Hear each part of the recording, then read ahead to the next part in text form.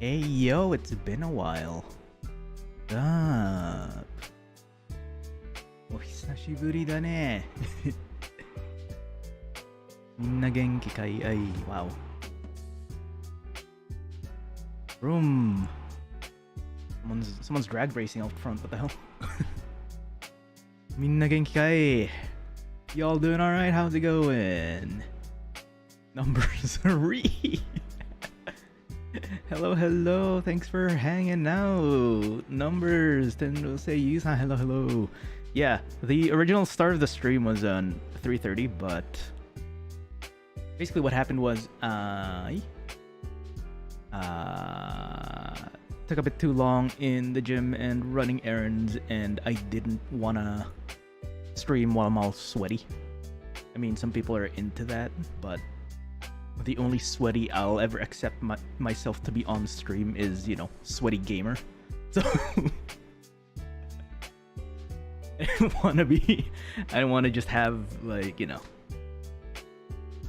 sweaty stream. Yeah, sweaty gamer stream. That's the only sweaty I'll accept myself being. But no. Yeah, I took a quick shower before stream. Rookie, hello. Yeah, tonight, this afternoon, we're gonna be playing, we are gonna be playing Corpse Factory. No relation to, Corpse Party, actually, surprisingly. I should play that on stream too sometime, but I might get banned. Did you at least get the bottle of sweat so you could sell it? No. I should. I'll keep that in mind next time. Why do I smell burning?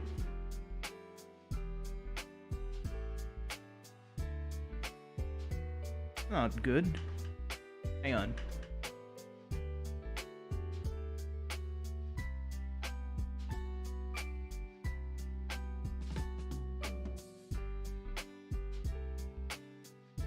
Yeah, I smell burning metal. That's not good. It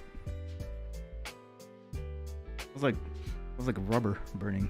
I guess they might have. I think the people drag racing outside may have something to do with that. I don't know if Corpse Party will get me banned, but you know. Oh god. You never know. You never know with YouTube these days. Gotta keep those side hustle opportunities. Yeah, for sure. Yeah. Sweaty teacher gamer sweat. No. You know, I don't know. I'll see about Corpse Party. Man, at least it's not a skunk this time. All right, let's go. Let's start this.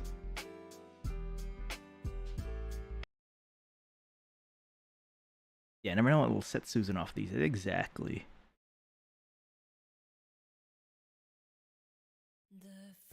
Oh boy. Hold up. Why aren't you showing up? Please. Hang on. Give me a sec. 1 sec. There we go. Yes.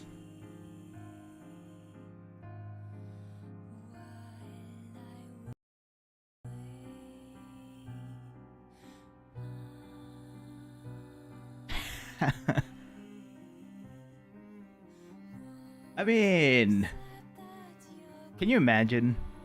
It looks so legit though. Like, a lot of people told me, yo, are you collabing? Who is that? I'm like, what?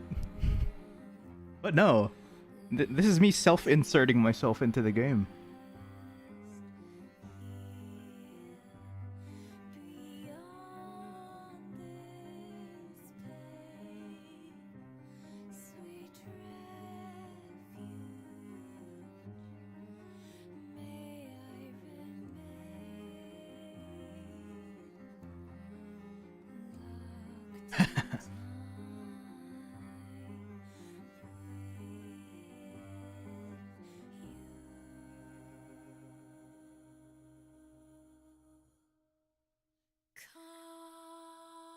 Ooh, boy.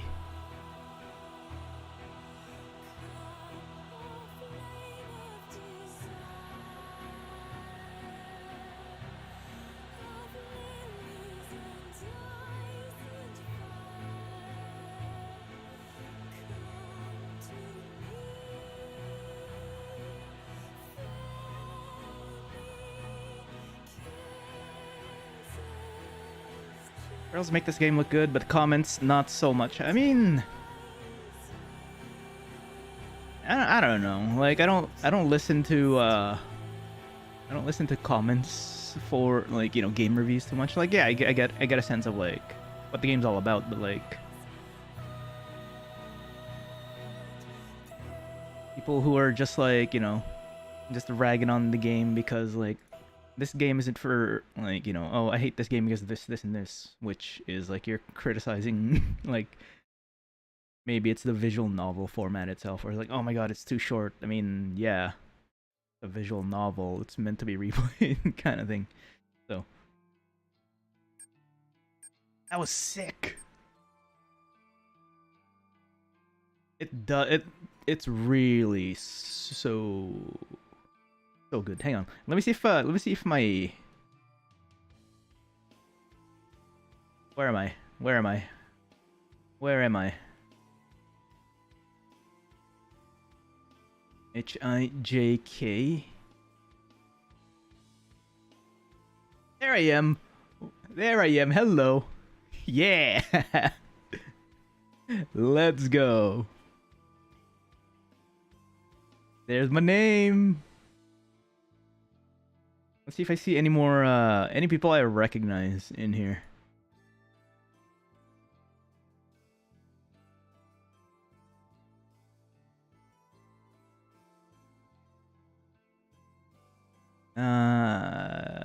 I don't see other VTubers I am familiar with.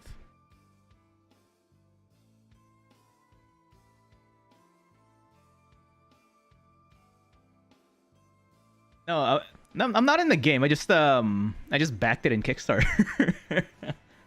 Oh, Sleepy Bun, yeah. Where?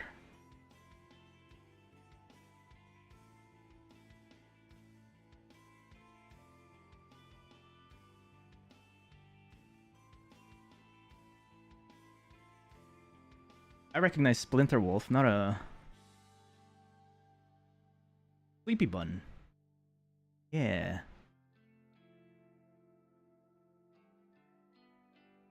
I know a few friends who backed this, but I don't know a lot of VTubers who did.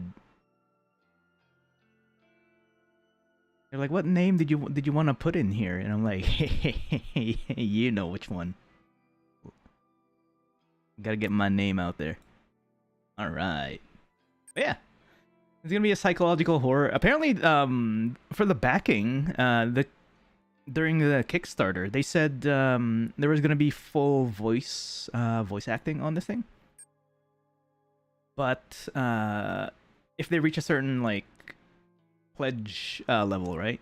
But that never happened, and yet they still did it, which is awesome. So apparently, this game is full voiced. I wasn't expecting it to be fully voiced. A full screen window. We are good at no. We are gonna go bang 120 hertz because yeah. How's the sound level, by the way? Is it too low or too high?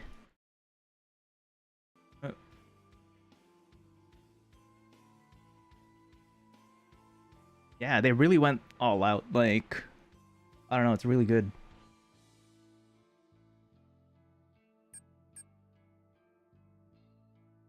There's definitely a lot of hidden gems in there. 59 hertz. Now we bumped it up to 120. Seems quiet so far. Hang on. Maybe bump up the audio a bit. There we go. Really loud in my ears, but I don't know how it is on stream. Alright. Alright. Well, let's hop right in it.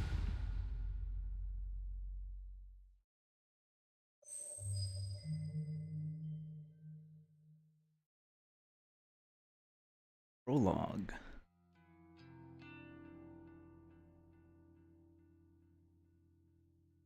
Hold up. June 12th. June 12th. Did that read my... Hang on, did that read my my date? But it's not Friday though. That's cool.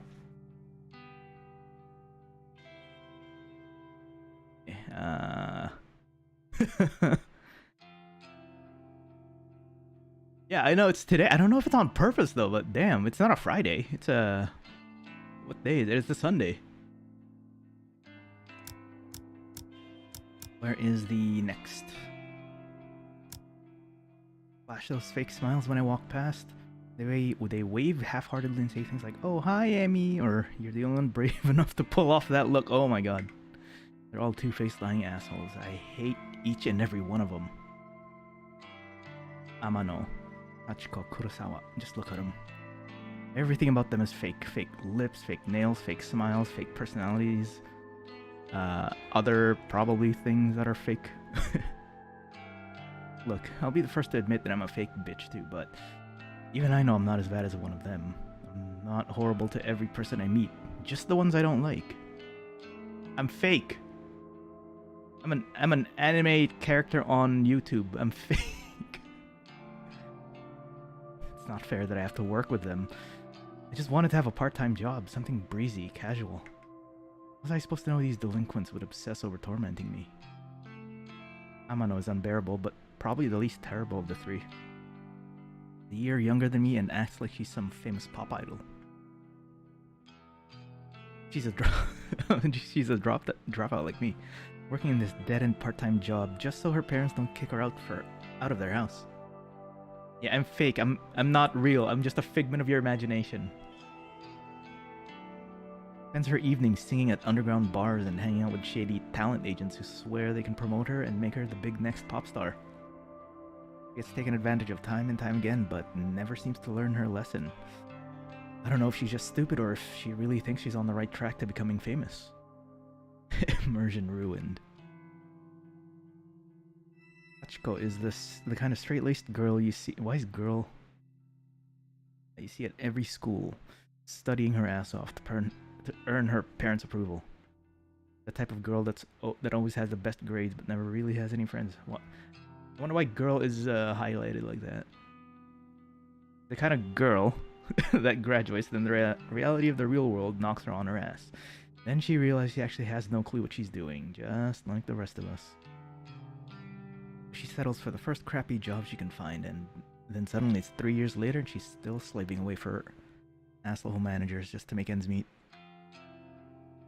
Instead of being humbled by her station in life, Hachiko decided to take her anger out on everyone around her. I've seen her slap customers out of frustration. Hopefully they're Karens, right? Meet the manager. Slap. Rumor has it she strangled our boss on one occasion. Apparently he's too afraid to fire her now. I don't blame him. I'm afraid of her too. Then there's Kurosawa. I could write an entire blog on all the things I hate about her. She's pretty, but she's very aware of it. She seems to have a new sugar daddy every few weeks. Some poor old fool that she strings along and milks dry. Must be nearing 30, but all of her friends are still in senior high school. It's more than a little weird. They hang out around the train station, bullying homeless people and shoplifting from the convenience store. I'm pretty certain she's done time once or twice. Kurosawa is just an all-around terrible person. Makes Amano and Sachiko look like saints in comparison. Honestly, I couldn't ask for a worse group of co-workers. Finally, there's me. Hello. It's me. Emi Katsuno. University dropout, part-time cashier, and up to my ears in debt. Student loans, y'all. I live in a small apartment in a bad neighborhood just to keep my head above water. My apartment building is filled with deadbeats, loan sharks, junkies, perverts, you name it. By some miracle, I managed to snatch up the best apartment in the worst building. Well, the place is nice. The rent is questionably low. I'm fully expecting the landlord to wander in one day and demand more money. Or murder me. Real, right? I'm constantly worried about money. Worried about my safety. Worried about what the hell I'm supposed to be doing with my life. Yo, me too. As if that wasn't bad enough, I have to work 4 days a week with the 3 worst girls I've ever met in my life. Today's no different from any other day. Amano greets me at the door, her disgustingly puffy and pouty lips pulled back in a half snarl, half smile. I can smell the sickly sweet scent of too much lip gloss from 10 feet away. Oh, hi, Emmy. Oh, You're late again hi. now. Bitch. Yeah, sorry. Just let me past. I'll go clock in. Whatever. Kurosawa wants to see you. Can you, like, just go see her? Fine. Amano walks off. I look around for Kurosawa. The voice sounds nice though. Stale stench of cigarette smoke eventually overwhelms the lingering scent of lip gloss in the air. Leads me to her location. You wanted me? Katsuno, I need you to process a big refund. Don't mess it up, okay? It's for a regular customer. Okay, I can do that. What am I refunding?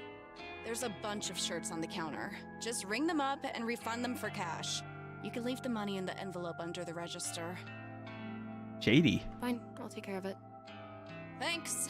I'm going for a smoke break. I had to clock in before processing the refund. I won't be paid for this shift if the company doesn't know I came into... What? Oh. I won't be paid for this shift if the company doesn't know I came to work. Go behind the counter and retrieve the sign-in booklet. I flip to today's date, fill in my details, done and done. Shirts that Kurosawa mentioned are lying haphazardly over the counter. I pick them up and scan each one. They're not cheap. First rings up at 11,000 yen. 110 bucks. And the next is 13,000. There are 6 shirts all up, each one a little more expensive than the last. They don't look worn, and the tags are still intact. I'm supposed to ask for a receipt or proof of purchase before making a refund, but the customer is obviously not here. Besides, the request came directly from Kurosawa, my superior, so I can't exactly refuse. The refund goes through the system successfully and the cash drawer opens up. Count out the correct amount of money in 10,000 yen bills, pop an elastic band around the cash and put it in an envelope. I also print a copy of the refund slip, a refund receipt, and slip it in with the cash. Job done. I slide the envelope back onto the register and lean against the counter. Surveying the store, I can see that there aren't any customers around. Still early in the morning after all. We don't usually get much business until around lunchtime. Around the register to pass... what? I hover around the register for a while, biting my nails and staring at the clock to pass time. Kurosawa eventually returns from her smoke break. Half an hour must have passed by now. Who does he think she is? You finished that refund? Shut up, bitch! Yeah, I did it just like you said. Okay. She rummages around underneath the cash register and pulls out the envelope stuffed with cash. Her fingers flick through it quickly, counting each note, and she nods as though satisfied. Good work, Katsuno. I'll pass this on to the customer next time they come in. No problem. Oh yeah, no, for sure. We're gonna take the fall for that one. It's under my name. All that sort of stuff. Where's the cash? Blah, blah, blah, blah, blah. Anyway, I'll take over the cash register for a while. You want to go tidy up stock? Yeah, okay. That's why I'm not in retail anymore.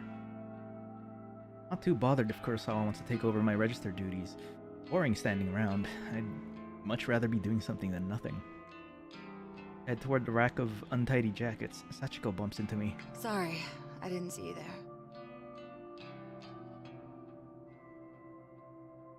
Sorry, did she actually just apologize to someone? Sachiko, the customer abuser? That's fine. You okay? I haven't been sleeping real well. I'm just tired, that's all. Well, get some rest, I guess. Thanks. Look, while I've got you here, I know I haven't really been easy to get along with lately. I forgot my... So I'm resigning. My bad, hang on. Sachiko. I don't know what to say. I Hold up. expected this from you. I hit the mouse wheel. I'm resigning today to serve this job on the television. Okay. Yeah. If you're resigning, do you have another job lined up? No, not yet, but I need to work on myself first. I have a lot to think about. Well, I mean, as long as you're sure about this. I am. In that case, then thank you for apologizing. I forgive you. Thank you, Emmy. Well, until next time then. Yeah. Until next time. Ko takes her leave. I'm still a bit taken aback by her sudden personality change. Did I misjudge her from the start? No, that can't be it.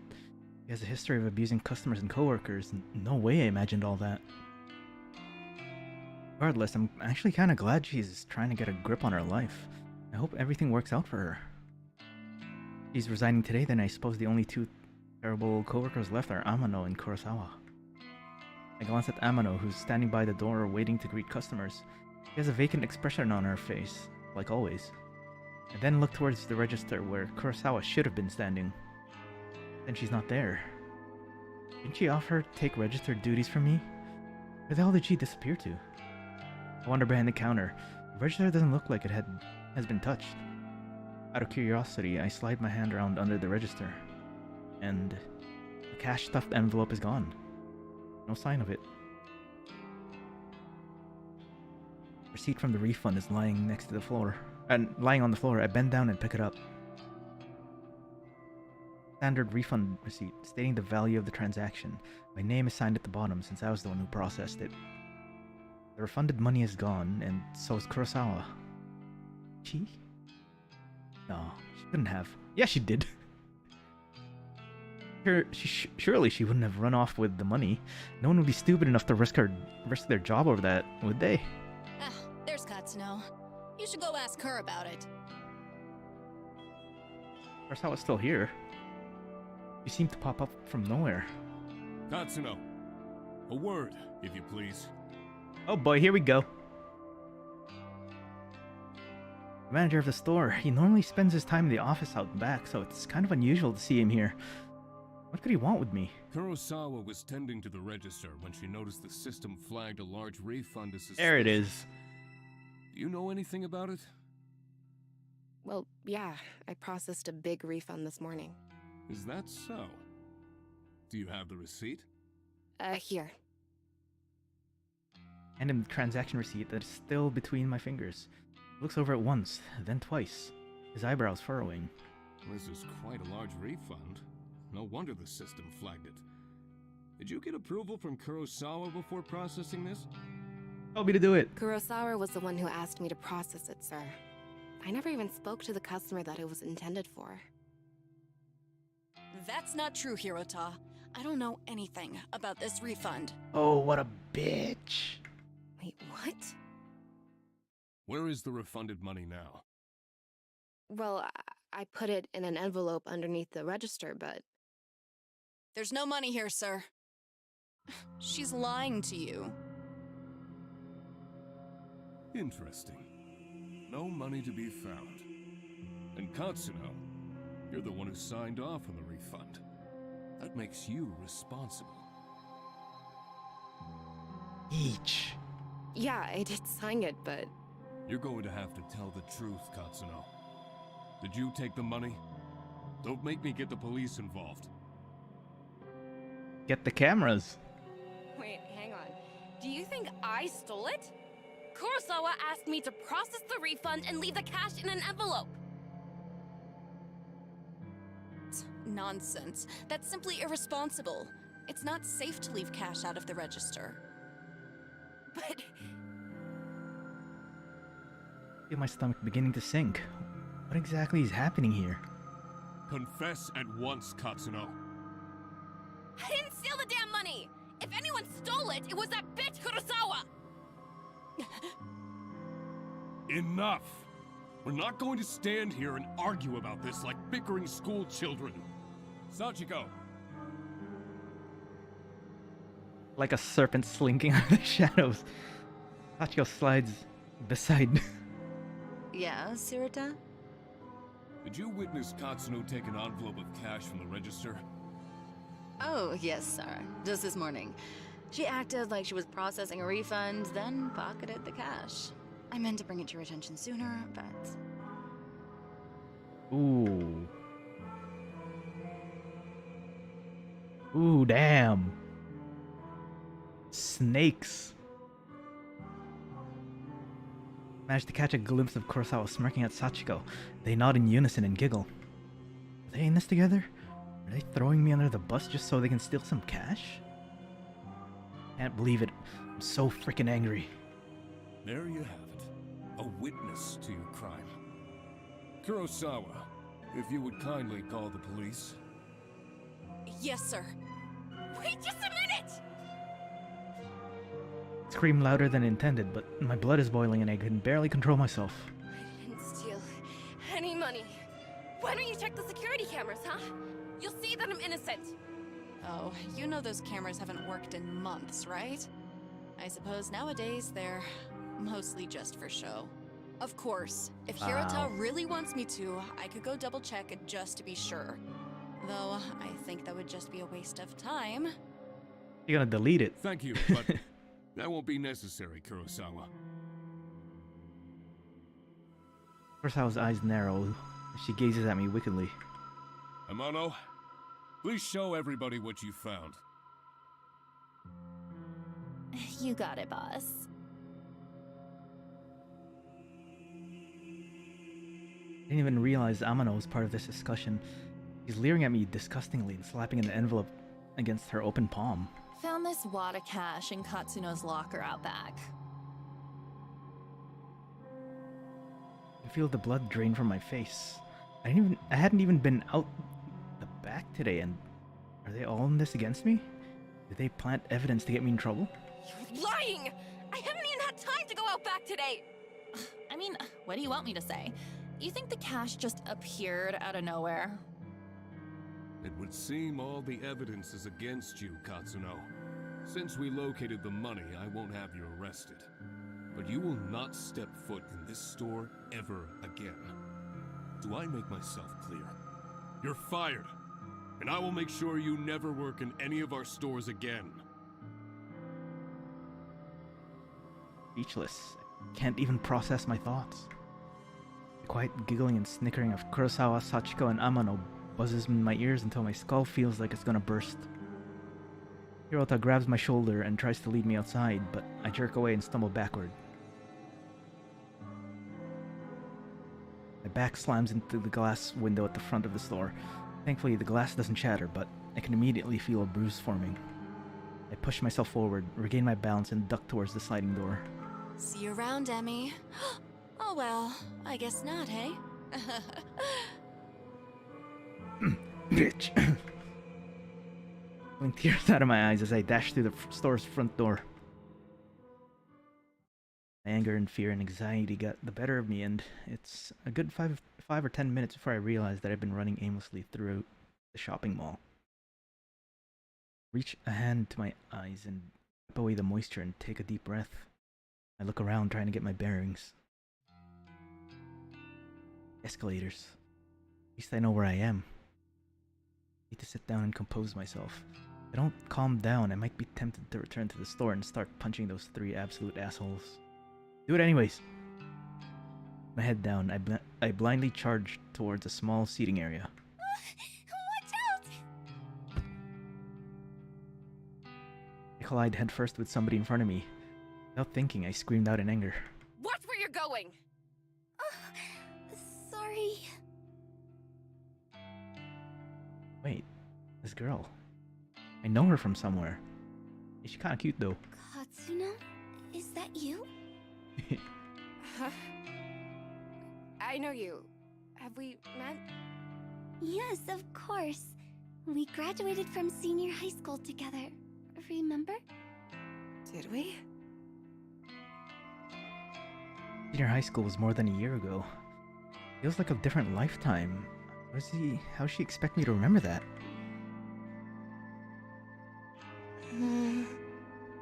Maybe. Yeah, you're Sato, right? Aoi Sato? That's me. You do remember. Well, kinda. Sorry. I've had a crappy day. I just got fired, so I'm not thinking straight. You got fired. I'm really sorry. You bumped into me pretty hard. Are you hurt? I'm fine. Aoi is rubbing her arm tenderly. I figure I must have injured her, but I'm not really in the mood to stand here and apologize to some old acquaintance. I have to go. Excuse me. Oh, okay. I push past Aoi. Unexpectedly, the shy and spineless girl grabs my arm and stops me from leaving. Her grip is surprisingly strong. Katsuno?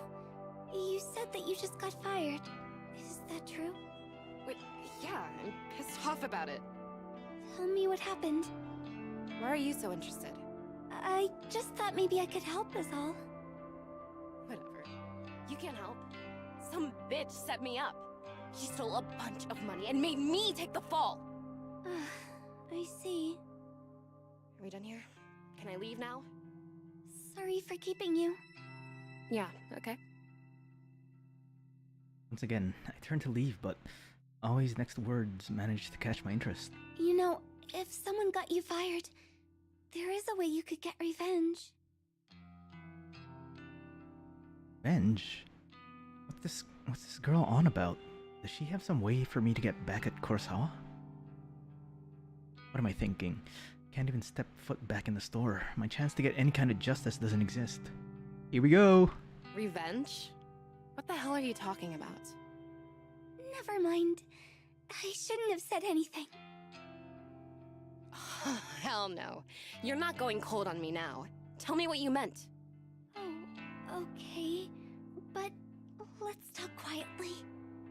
There may be a way for you to get back at whoever got you fired. Have you heard the rumors of Corpse Girl's website? Corpse Girl? Who is that? Is that like Corpse Sounds Husband? like some death metal band. Gender bent Corpse Husband? Aoi ignores my comment and continues on with her speech. They say that if you visit Corpse Girl's website, you can request a death. Oh hey, you're so your coworkers conspired against you and got you fired, and then they stole some money. You can put her name on this website and, you know, get her killed.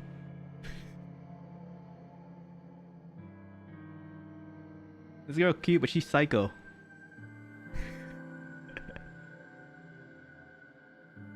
Requested death. What is this girl ranting about? Hang on, start over. I'm completely lost. Aoi frowns, a look of annoyance on her face. Say somebody wrongs you, and you want to get revenge on them. Go on.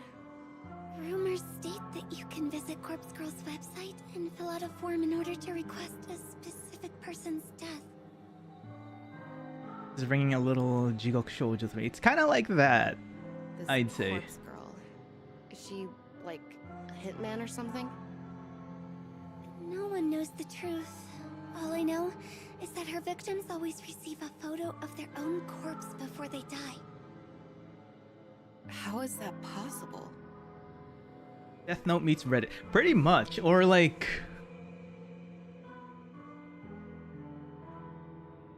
Death Note but in Google Doc form or whatever, I don't know. I don't know. I've been wanting to use the website for some time. There's somebody that I'd be happier without. But I'm not brave enough to go through with it. Still, I want to know if the rumors are true. If you use the website, you could tell me if it works or not. Hey, you want blood on your hands? Can you test that out and see if it works?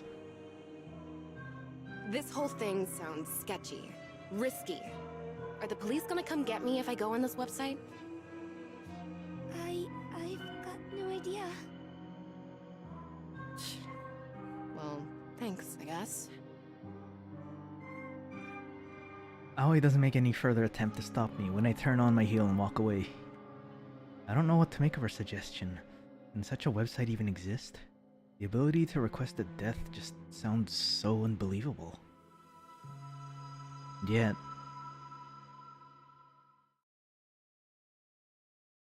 I find myself unable to get the possibilities of my mind out of my mind as I make my way toward this train station. Corpse Girl, a website tailored for revenge. Could dub in Kurosawa, Sachiko Amano, and the boss too. I could remain anonymous then. No matter what happens, whatever fate befalls those girls, it couldn't be traced back to me. Scorched Earth, man. Put the boss's name up there too. I start to wonder if ordering the deaths of a few girls simply because they got me fired is a little extreme. Although they're not exactly saints, they're closer to human garbage more than anything else. They've always been hostile toward me. I'd probably be doing the world a favor if I had them all killed. They screwed me over without a second thought. Who knows what they might do to their next unsuspecting victim? Yeah. Killing all three of them is the right thing to do. Removing them from the planet will prevent them from hurting anyone else. My heart begins to race.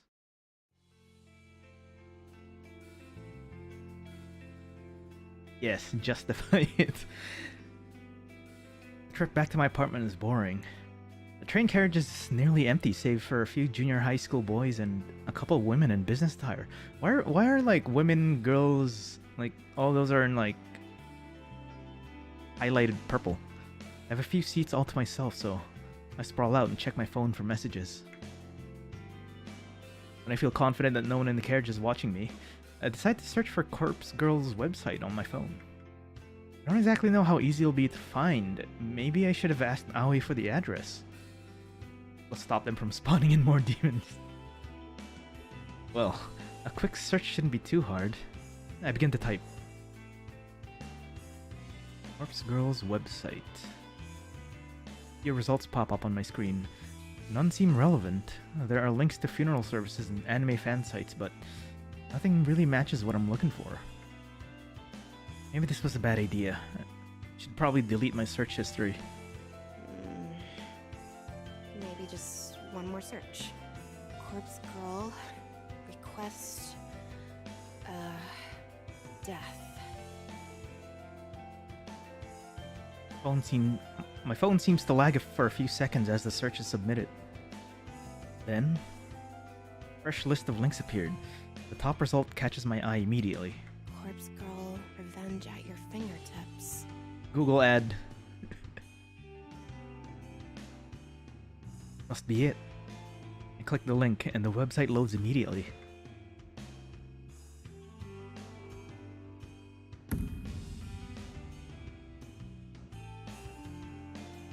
Website is simple. There's a freaky little dancing girl at the top of the screen who looks too happy to belong on such a site.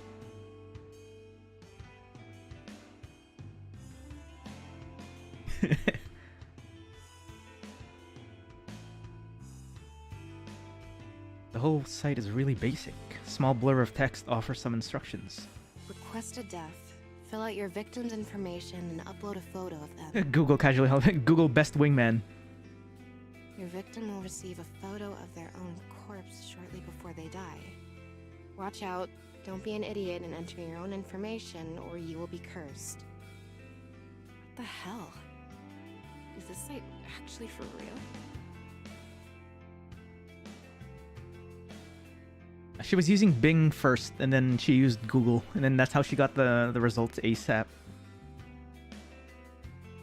I start to wonder if I should go through with this. There's very little useful information on the site. I mean, it does say request a death, but come on. Am I actually gonna go out and kill the person I choose? And how on earth can someone receive a photo of their own corpse before they're actually dead? Doesn't make any sense. My heart suddenly skips.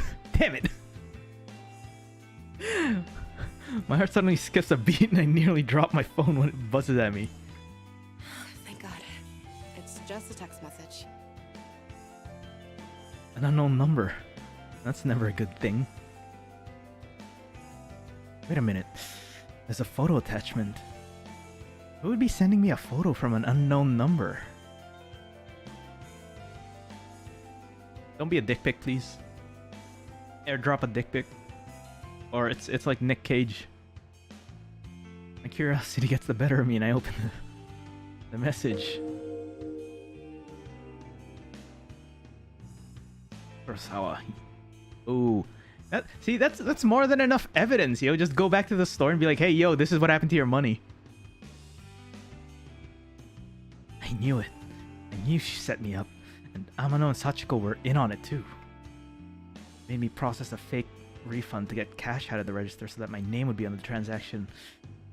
And all for what? A bit of cash they'd have to split 3 ways? Kurosawa, I'll kill you! I'll kill you! On the train, just kind of like yelling that out. Oh. A few of the junior high school boys nearby look at me with worried expressions. I don't give a damn. I'm angry, furious. Kurosawa's gonna pay. Close Kurosawa's message and return to Corpse Girl's website. It's clear what has to be done. I'm gonna request Kurosawa's death. I read the website's instructions one more time to make sure I haven't missed anything important.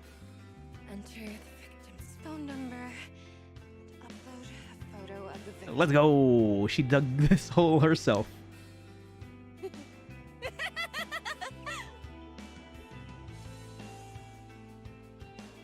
I can't believe it. Kurosawa just signed her own death sentence. She sent me a photo of herself and her phone number was included with the message. I fill in the phone number and upload the photo. My hand's trembling the whole time. My thumb hovers over the submit button. I feel a chill run down my spine. My face God. My face turns pale and I immediately feel cold and clammy. Kurosawa really gonna die if I use this website, or is this all a sick hoax? I run through the possibilities. I run through the possible outcomes in my head. Yeah, that was a good quality cackle. I approve of that. First possibility, nothing happens and Kurosawa's none the wiser. Second possibility, Kurosawa gets pranked by whoever is running this website. Maybe the administrator gets a kick from tormenting people. Kurosawa might just receive some spam texts or something like that. Cat facts. Third possibility, Kurosawa dies. She gets murdered or some elaborate scheme is concocted to make her die accidentally. My lips curl into a frenzied smile. I like the third possibility the most. Yeah, let it out. You go, girl. I slam my thumb down and smash the submit button. Kind of like how you guys should all smash that subscribe button, am I right? Prepare for the end, Kurosawa.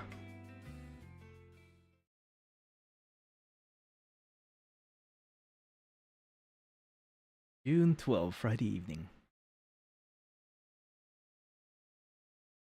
When I get home, I can barely contain... When I get home, I can barely contain my nervousness.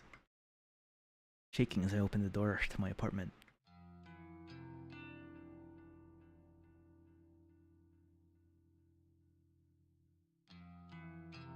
By the time I walk through the door, the sun has just started to set behind the backdrop of the city.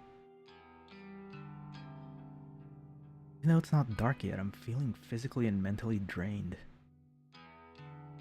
Drama at work this morning, the taunting laugh of Kurosawa. I feel exhausted.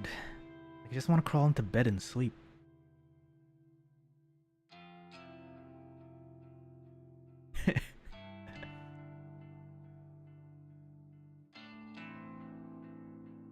And imagine there's a YouTube channel for that. Oh yeah, that sounds like a new VTuber thing. Despite my dipping energy levels, I can't extinguish the burning question flickering within my mind like a candle flame. How will I know when or if Kurosawa's dead? Will Corpse Girl's website notify me? No, of course not. I didn't give any of my personal information to the site. The entire thing was anonymous. And not like I can visit the store tomorrow, to see if she comes into work. I'll be kicked out as soon as I show my face. So, what do I do? That's it. I whip my phone out of my purse and open Noise, a social network app that all my coworkers are connected to. Kurosawa, Sachiko Amano, and I are all in this group chat labeled Work Life. We use the chat to swap shifts with each other and complain about the boss. Just as I was hoping, I haven't been kicked out of the group yet. Swipe through the list of chat members and tap on Kurosawa's profile. Last online 1 hour ago. Perfect. I use this app I can keep an eye on when Kurosawa's active. Did the website ever say how long it takes to get results? No, I don't think so. It's just a... It could be... That's the thing. It could be like literally as soon as you hit that submit button, it could be like a month from now. You should have like results within 7 days. She only has to be using her phone for Noise to detect that she's online. She doesn't necessarily have to be using Noise itself. The best way I can think of to monitor if she's still alive or not. It'll do for now, at least. I wonder why Kurosawa sent me that photo of herself via regular text message instead of through Noise. Maybe she thought she could be busted for it if someone got into her Noise profile? Stalker, yes. Who knows what that girl was thinking? Regardless, I'm thankful she made such a stupid mistake.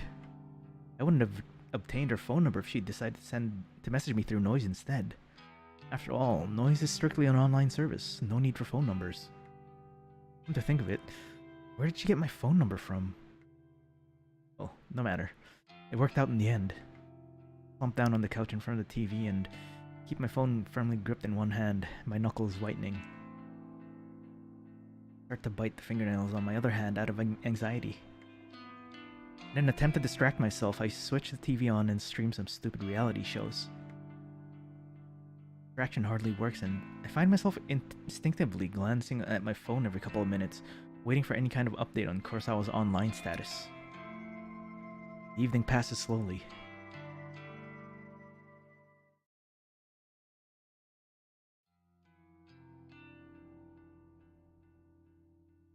Saturday.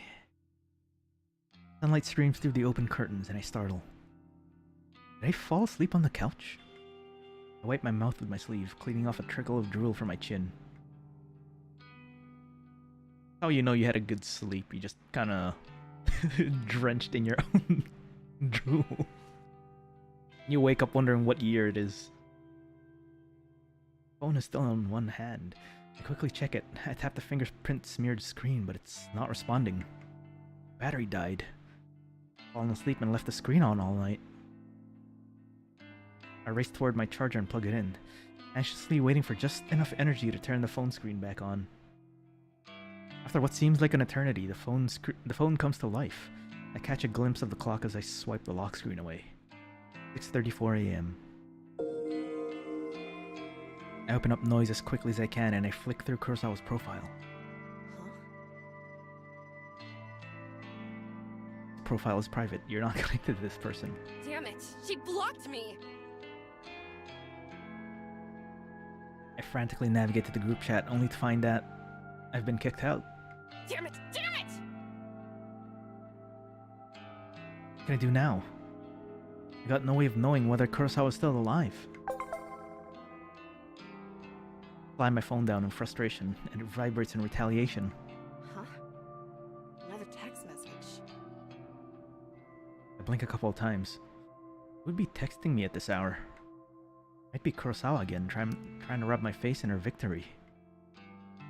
Well, if that's the case, at least I would know that she's still alive.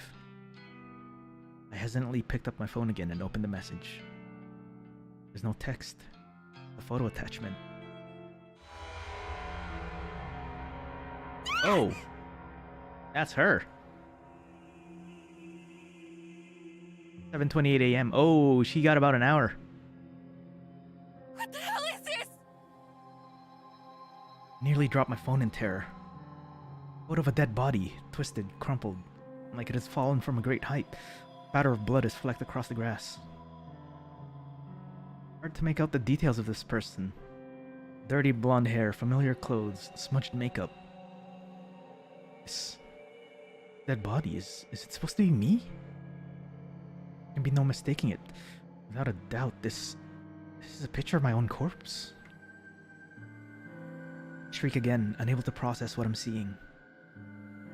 So entranced by the battered corpse that it takes me a minute to notice the timestamp in the corner of the photo. It's today's date, but something's off. Time says 7:28 a.m. About an hour from now. It was sent like one time zone ahead. I shiver involuntarily and feel the sickening sensation of bile rising in my throat. This photo. Is this a prediction of my death? Am I going to die within the hour? And the truth hits me harder than my face hit the ground in this grisly photo. When you request a death on Corpse Girl's website, your victim receives a photo of their own corpse before they die. Time to fix your makeup. Yeah, just don't wear the same clothes. And fix your makeup and, you know. Photo won't work if you don't look like... The photo's not real if you don't look like the photo. Right? That's not me. I look like this today. I can't look at it anymore. I throw my phone to the side and curl up on the floor. Did Corpse Girl send this to me? And how? How did somebody get a photo of my corpse? A photo that's seemingly from the future. Impossible. It has to be a hoax, some trick, some psycho tormenting me. Yeah, that's all it is. Someone is messing with me. That's the way to beat Corpse Girl. Yeah, it's kind of like, you know, like, what was that? The Ring. You just put two TVs together. Probably Kurosawa. I get up off the floor and stumble around. Kind of lightheaded and unbalanced, and my stomach feels queasy. I'm ready to launch its contents through my throat at any second. Blindly reach for my phone and finally grasp it with near-frozen fingers. Phone number that sent me the photo. It's an unknown number, but the digits don't match the number that Kurosawa texted me from yesterday. It's unlikely that this came from her. Bizarrely, the phone number is kind of weird. There are more digits than should be possible. I try to count them, but I stumble a few times in confusion. I eventually conclude the number has 18 digits. Way too many. In addition, the phone number seems to repeat digits a lot. 66633. Hey, Numbers, is that you? Is that your phone number, man? 6633 66622 66644 666. It's too strange to be real. Is it possible to fake a phone number? Yeah, just spoof your phone number. It's easy. Something interesting catches my attention. Even though the caller ID doesn't recognize the number, it has data on the origin of the number. Tokyo, Japan, my very own city. Not enough. Well, I mean, if you play around with the phone numbers, you can probably work out 69. Perhaps the sender of the photo can mask their number, but can't hide their location. Gives me an idea, and I decide to get to the bottom of the situation, despite my head throbbing and my stomach pleading to be emptied. I punch the phone number into a search engine, along with the keyword Tokyo. One result. Link points towards a popular discussion board noise channel. An anonymous board where users can talk about almost anything. This search engine is like better than Google. No big surprise, it's owned and operated by this very same company behind the noise app I use on my phone. I mean, I've gotten like spoofed phone calls with more than definitely more than 10, 11 digits, but I don't know about 18. Tap the link and get taken through a discussion topic from less than a week ago. I quickly read through it. Topic: a strange photo from unknown number. Hey, so today I got a strange gore photo from a number I don't have in my contacts. Not sure what the deal is. It was gross though. Wondering if any hackers can trace the number or something. It's 66633 66622 66644 666. Seems like Tokyo area. I mean Osaka. Okay, thanks. Topic has only one reply. One reply. RE. Strange photo from unknown number. You got this too? Was the core photo a picture of yourself? I'm worried. Received a similar pic from the same number. Thinking about contacting the police. Not sure if I'm overreacting. That's it. End of the discussion. Neither poster followed up on the conversation. Because they did. Damn it. That's all? Didn't give me anything to go on except now I know that at least 2 other people have received bloody photos of themselves. I wonder if these photos were as extreme as the one as I received. What happened to those 2 posters and why didn't they continue the discussion? They did. I feel myself beginning to sweat. My body's going from cold and hot and back again several times a minute. Feels like I have a fever, but I know it's just stress tearing me up. I checked the time. 6:59 a.m. About half an hour until the time printed on the photo. Take a deep breath and the doorbell buzzes. I freeze in place, unsure whether I should answer the door. This sketchy apartment building. It's a risk to answer the door on any given day. Before even taking into consideration that some psycho just texted me a photo of my own corpse. And that's a good point. Like, he said it's a sketchy apartment building, but it looks really nice. I tiptoe toward the door on stiff legs and gaze through the peephole. There's no one there. I breathe a sigh of relief. Maybe I'm just on edge and the doorbell echoed from someone else's apartment. Besides, I don't know of anyone who would visit me unannounced, especially this early in the morning. I slump to the floor, my back sliding down the door as I come to rest on the carpet, my legs splayed out haphazardly in front of me. I've had enough fear for one day. I have to just believe this whole thing is a hoax. Probably karma for trying to get revenge on Kurosawa. Yeah, that's it. Karma. The doorbell rings again. I scream in shock, my head slamming back against the door I was resting against. I jump to my feet and ignore the peephole, this time simply swinging the door wide open. Bad move! A gust of chilly morning air sweeps into my apartment and I shut my eyes tightly against the sudden cold. My messy hair tangles in the wind and obscures my vision when I open my eyes. Quickly, I sweep the hair out of my face and look around. There's no one here except... metal trolley is blocking the walkway in front of my door. A stark white bag, about the size of a human body, rests atop of the trolley. Oh, is that Kurosawa? My heart begins to race as I immediately recognize what this is.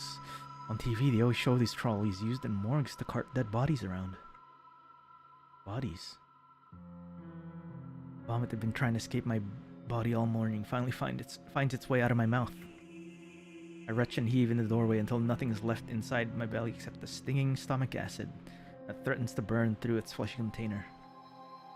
The stench wafting from the trolley is overwhelming. Pinching my nostrils closed does little more than trap the horrific odor inside my own skull. I gag and splutter involuntarily. My hand reaches forward as though controlled by some being other than myself. Can't pull it back. Can't prevent my fingers from grasping the zipper tag attached to the front of the body bag. I unzip the bag. Oh boy, that's me. And here I am. A wretched corpse exposed to the day's first rays of sunlight. I stand here in the doorway as I lay there atop the trolley, simultaneously alive and dead, but more dead than alive in both bodies. Bruising on my face is horrific. I reach a stiff finger to my own lips. My living lips. Trace the outline of the bruise I see before me.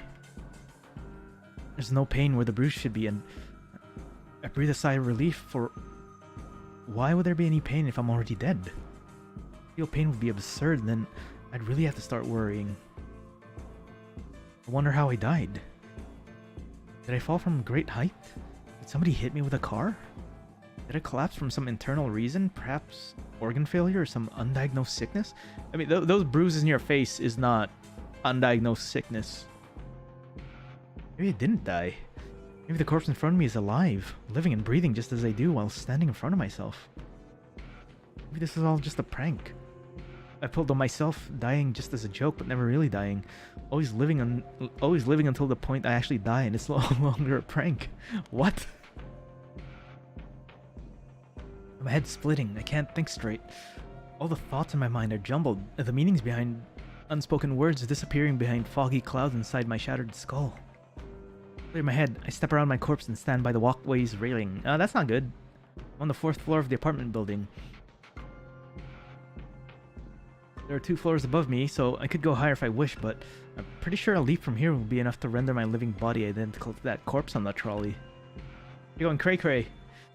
At this point in time, there exist 2 versions of Emi Katsuno. One is living and is me, and the other is dead, but is also me. I can choose now to be alive and dead, or be dead and dead, but I cannot choose to be alive and alive.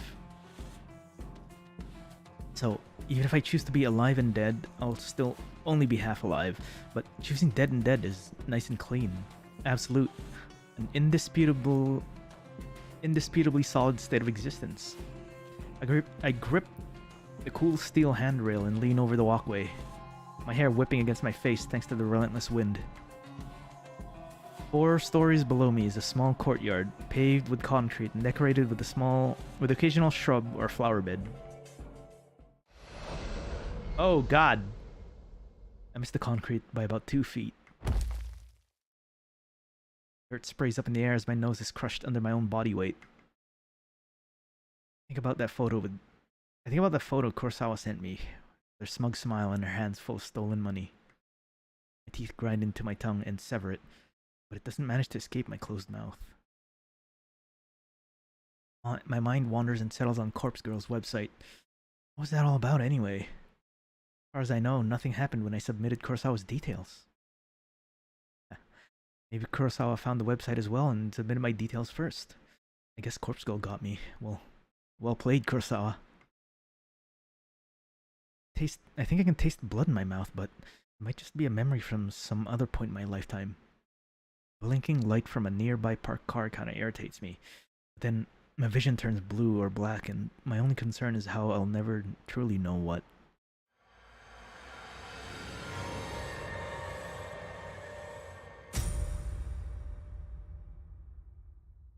Eesh.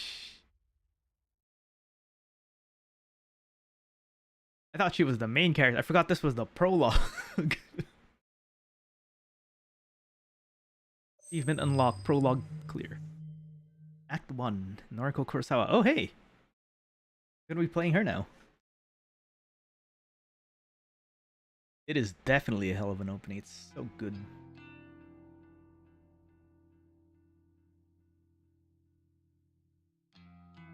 Wait, is that her? I don't think that's her. I always liked the shape of my eyes. Be critical about other parts of my body, but never complain about my eyes. With or without makeup, I think they look great. Mother used to tell me I inherited her eyes, and my big sister inherited father's eyes. To be honest, I don't see any of father's features in myself or my sister, but I do agree that my eyes are exact replicas of mother's.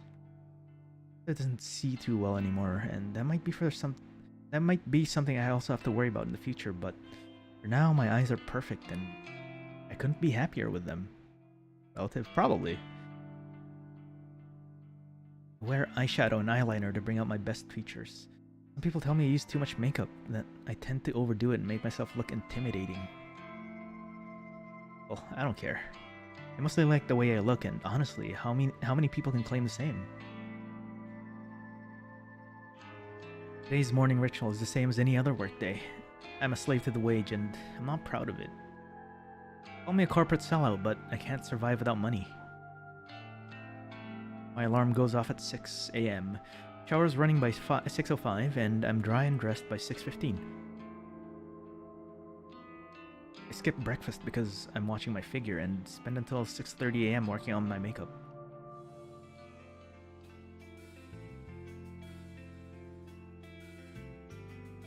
I like the music.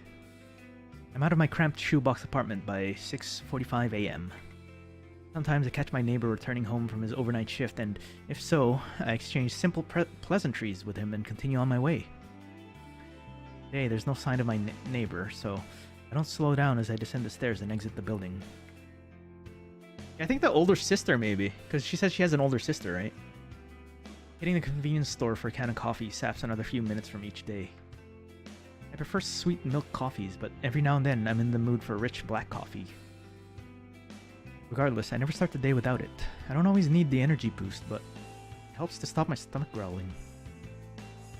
It's a milk coffee kind of day, so I pay for my favorite brand and get out the store in no time. The canned coffee dives into my handbag as I continue on my way. The train station is always busy in the morning, and it's usually a struggle to navigate my way through to the correct platform in time for the 7:12 a.m. train. Today is no different. However, I always make it in time because my routine has been perfected over the last few months.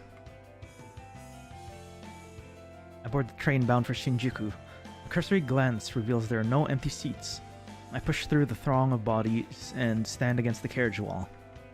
Whenever there are seats available, I like to sit and read, but it's much more common to have to stand and stare at my phone screen like almost everyone else. When I do read, I read the classics: Stoker, Lovecraft, Poe. Horror. Western horror at that is my favorite genre. Hey, same yo, same.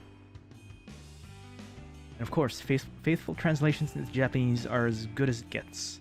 My English isn't nearly strong enough to read those novels in their original language. If I'm stuck staring at my phone screen, I like to stalk people online. Acquaintances, or the few friends I have, lead such boring lives. They post about the most mundane topics all day, every day, acting like they'll shrivel up and die unless they get the attention they seek. I find their dull, tedious lives simply fascinating. Behind the safety of a glass veil, I can fulfill my voyeuristic fetishes and consume as much pointless information as I desire. Knowing every mundane tidbit of people's daily lives turns me on. Oh, okay. This morning is the same as any other. I stare down at the phone held in my frail hand. My fingers move of their own accord, scrolling and tapping against the backlit display, pausing, pondering, pouncing on any post or picture that my pupils haven't yet consumed. Standing in the train carriage, packed to the gills with people, I can't help but feel my face getting flushed and my steamy breath escaping my lips. Oh boy. I digest post after post, photo after photo, memorizing the comings and goings of every person on my noise activity feed. I catch my breathing get heavier, my gasps becoming short and sharp. Ray went to the dentist yesterday for a root canal. Mizuno shared some photos from her international vacation. Kawahara objects to owning pets and thinks all animals should be free. My cheeks glow crimson, my chest begins rising and falling quickly. I clutch the collar of my shirt, knuckles whitening, knees shaking. A few people in my carriage start to move away from me, but I barely notice them. My fingers keep scrolling and I hit the jackpot. New post from a coworker at my office. Tomoe Watanabe. She's a gal girl. The type with heavy fake tan, bleached blonde hair, and questionable clothes. I hate her, but I love her posts. This morning's update reads, Tomomo, 53 minutes ago. Just found this corpse girl website. Such fake bull, hahaha. Waiting to meet a bitch to try it on. Tomoe just discovered corpse girl's website, huh? I feel a slight squeal trying to escape from my throat as my legs threaten to buckle underneath me. I can't take the excitement anymore and I have to force my phone from my hands and bury it at the bottom of my handbag. Deep breaths, Noriko. Deep breaths. I need to calm down and control myself. Composure is key. I close my eyes and let a cool breath of air whistle through my slightly parted lips. Feeling a little calmer and no longer ready to explode, I analyze the information I just read. Tomoe wants to try out Corpse Girl's website. That's good. That's very, very good. Rumor has it you can visit the website and request the death of somebody you know. How and if the victim dies isn't known to the public. Because of that, some people are quick to dismiss the site as a hoax. However, the most interesting part isn't how or if the victim dies, but rather what happens to the victim before they die. Supposedly, the victim will receive a photo of their own corpse. How this photo exists before the victim's life is snuffed out isn't public knowledge. But the thought of this phenomenon occurring is utterly intriguing. Nevertheless, the site's been gaining popularity lately, at least in certain corners of the internet. Message boards like Noise Channel and other similar websites have picked up on the rumors and like to exaggerate the website's authenticity. The fact that someone like Tomoe, or rather a dense, dim-witted individual, has discovered the website means that it's actually more well-known than I previously thought. It means that people are actually talking about it outside of the internet. Chances are good that Tomoe will want to try it out and request the death of someone in the office. A coworker. Me, perhaps. She hates my guts as much as I hate hers. Finally, something exciting is gonna happen in our dull workplace. The next station is Shinjuku. The doors on the right side will open. Please change here for the Chuo line, the Shonan Shinjuku line, the Psychopathy Saikyo runs line. in the family. I mean, we haven't really confirmed if she's actually, like, the relative, right? Maybe. Maybe just the same name. As the automated announcement reads through a list of connecting train lines, I get ready to disembark. The train pulls to a stop, and I contort my body around the other passengers in an attempt to exit the train. Finally free of the tangled mass of flesh, I hasten my pace and navigate through the labyrinth station. Take the exit closest to my office and settle into a slower walk. I'm on time and I never desired to reach the office any earlier than needed. It doesn't take long for the looming office tower to enter my field of vision. 32 stories of office space all crammed into one sleek, slim tower. The name Temujin is stamped across the structure in the giant block letters. If you're looking for this building in Shinjuku, you can't possibly miss it. Temujin carries the title of Japan's third biggest banking corporation. It's a gigantic company with other branches in Kyoto, Osaka, Sapporo, and Fukuoka. A dozen smaller cities I don't even remember. I've worked here for close to 3 months now, and not a long time in the grand scheme of things. That said, I'm only a temp, and all I do is data entry. I work on the 14th floor along with about 60 other junior employees, including gal girl, Tomoe Watanabe. I don't speak to many of my coworkers. That's the way I like it.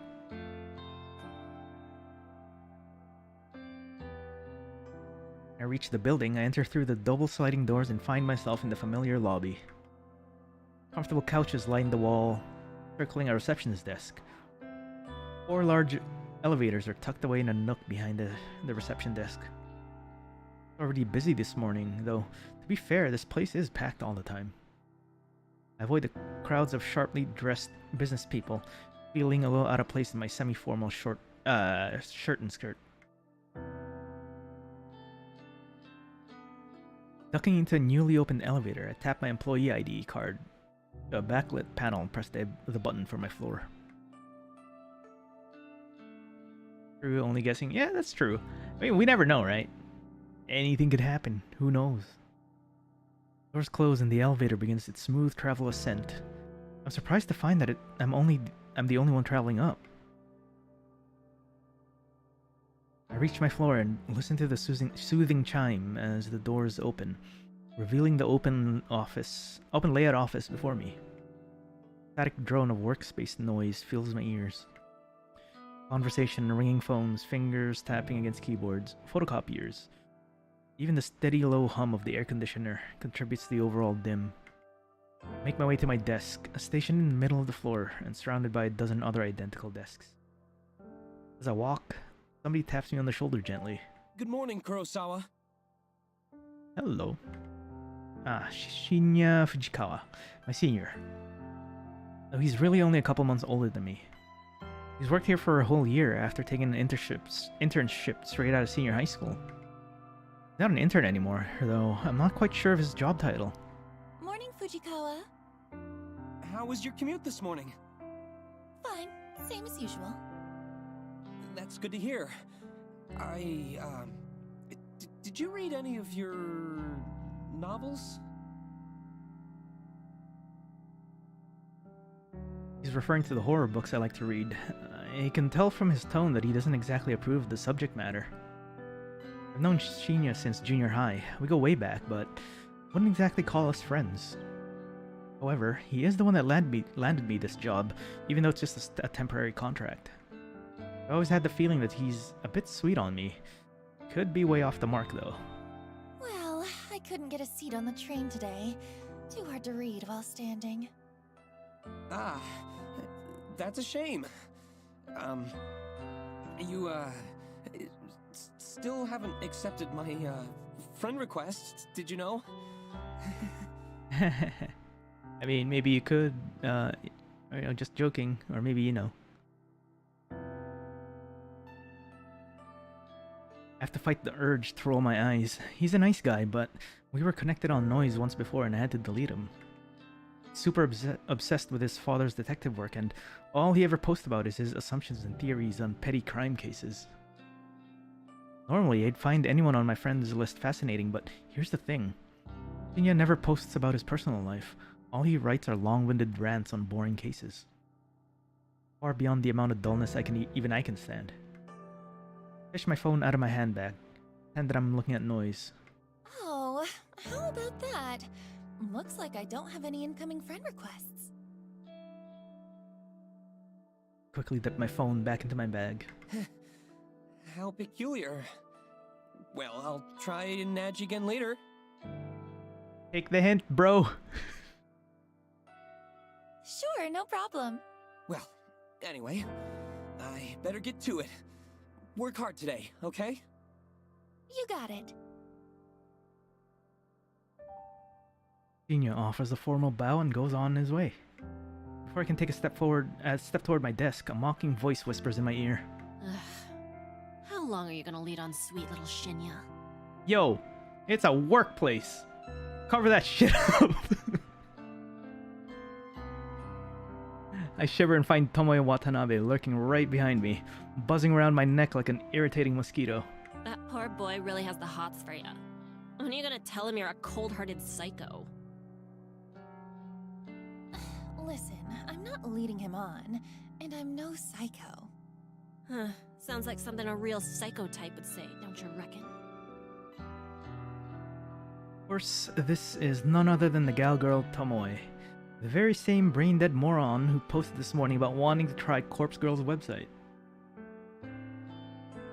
Work there seems more exciting. She's the kind of person that likes to stir up trouble and instigate conflict. She's had her vacant eyes on me since the day I first stepped foot in the office. She loves to torment me any chance she gets. Maybe I rubbed her the wrong way somehow, though I'm not sure what I ever did to her. Even though she's a data entry temp like me, she's worked here just a little longer than I have. Doesn't look like there is a workplace dress code. If she can, if Noriko can dress up like that, then this woman can dress up like this. It's supposed to be a banking firm. Fortunately, that means I have to defer to her as my superior in this professional environment. She knows as much and likes to take advantage of the fact as often as possible. It's funny, you know. You don't look like the type of skank to lead on a goody-goody like Shinya. Yeah, but you do. Hey. I told you, I'm not leading him on. Well, if you're not interested, maybe I'll take him out this weekend and tongue him at the cinema. One way to track clients. She's a data entry. she's only gonna track the other data entry people. Gross. Do what you want, but I doubt he's into someone with your, looks. Oh yeah? What would you know? You think he likes your flat chest, little Miss Gothic Lolita? Them's fighting words. I should shrug off comments such as this, and normally I would, but backing down from Tomoe isn't something I can do easily. I'll give you a tip. Guys like Shinya are smart, clever. If you want to impress him, don't let him know your head is as full of air as your inflatable breasts. A flash of crimson lights up Tomoe's face, and she looks ready to lash out at me. group of co-workers, juniors like us, look over to us in concern. Tomoe takes a step back from me, but not before signaling a rude gesture with her fingers. We ain't done here, Noriko. Watch your back. I'm trembling.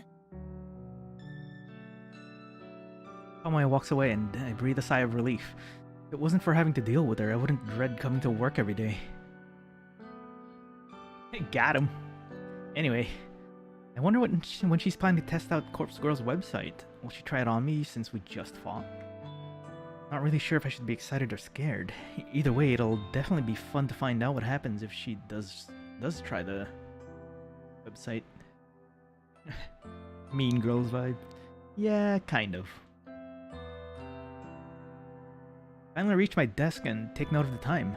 I was supposed to start working 5 minutes ago, so I quickly log into my computer and check today's task list. All standard stuff today. I need to transfer a few tables of numbers from a spreadsheet onto our company's online database. When I'm done, I have to run it by a few other people and commit the changes to the server. Work's dull and repetitive, but my salary isn't bad.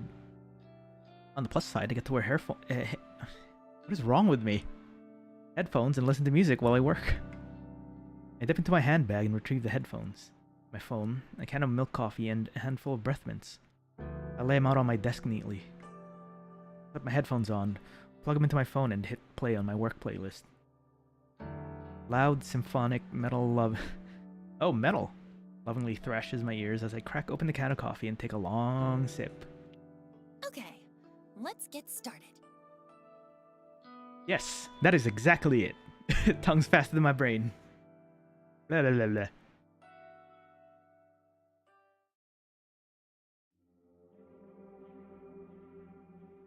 I return home to my quiet, cramped apartment after work. The place is eerily silent, a stark contrast to the bustling office where I spend my days.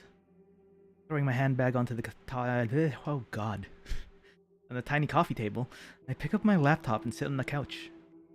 I lie back and get comfortable, letting the laptop rest on my stomach as it boots up. Welcome screen loads up. I click a couple times, open my web browser, and head to a very specific website saved in my favorites. Corpse Girl's website. Cute dancing zombie girl is animated at the top of the page, a peculiar irregularity that always makes me giggle. Notice that the page view counter at the bottom of the site is nearly the same as it was yesterday. There may have been 4 or 5 new visitors. I heave a sigh. Maybe the website isn't quite that well known after all. That begs the question, how did Tomoe discover it? Well, never mind that. My eyes scan the website's content. Requested death, in big bold letters headline the site. The intention couldn't be any clearer. Further information on the website is sparse. Brief instructions tell the user to fill in the victim's phone number and upload a photo. Page view count what years. Yeah, all the analytics are in the back end now, yo. Aside from that, there's not much else to mention. It doesn't even ask for a name. After scanning the site, I move my mouse toward the browser's address bar and click. I type a / after the website's address and then add the word admin. Ayy. I hit the enter key. A login page presents itself with empty username and password fields waiting to be filled in. My fingers tap dance around the keyboard, and within moments, I'm presented with a brand new page. A blinking slab of text greets me. One new request. She's the admin! Crooked smile cracks my stony expression. Finally, somebody has requested a death. Somebody has asked me, Corpse Girl, kill a victim. Then again, someone who looks like that, right? And then a rumor of Corpse Girl. I don't know who wouldn't think. Is that you? Is this where things get exciting? Oh, this is where things get exciting. I giggle and feel my cheeks flush red. This is the first request I've had for about a week. Been logging in every evening. Fingers crossed that somebody has elected a new victim for me. Today, my wish has come true. Can't help but feel emotional at a time like this. My lower lip trembles and I feel tears welling up. I dab the corner of my eyes gently to avoid smudging my makeup. As I hover my mouse cursor over the view request button, a familiar and pleasant tingling sensation surges in my chest, my stomach, my thighs. I shiver with anticipation, my hot and steamy breath beginning to fog up the laptop screen. How close is she? Is she like face right up the screen going or something? I click the button. Request details. Today, 2:47 p.m. local time. Victim's phone. Downloading image attachment. Calm down, girl. The victim's photo automatically loads my screen. The person in front of me is a total stranger. That's okay. It doesn't change the task set out before me. A woman, rather plain, in her early 30s. She's well dressed, minimal makeup. She's not really putting her personality on display. A nice photo. Better quality than some of the images I've received in the past. If she starts licking the screen. In fact, the photo looks like a corporate ID picture. I wonder if it was downloaded from a company database or website. Well, the source of the photo doesn't matter. Simple fact of the matter is that somebody's made a request for this person to die.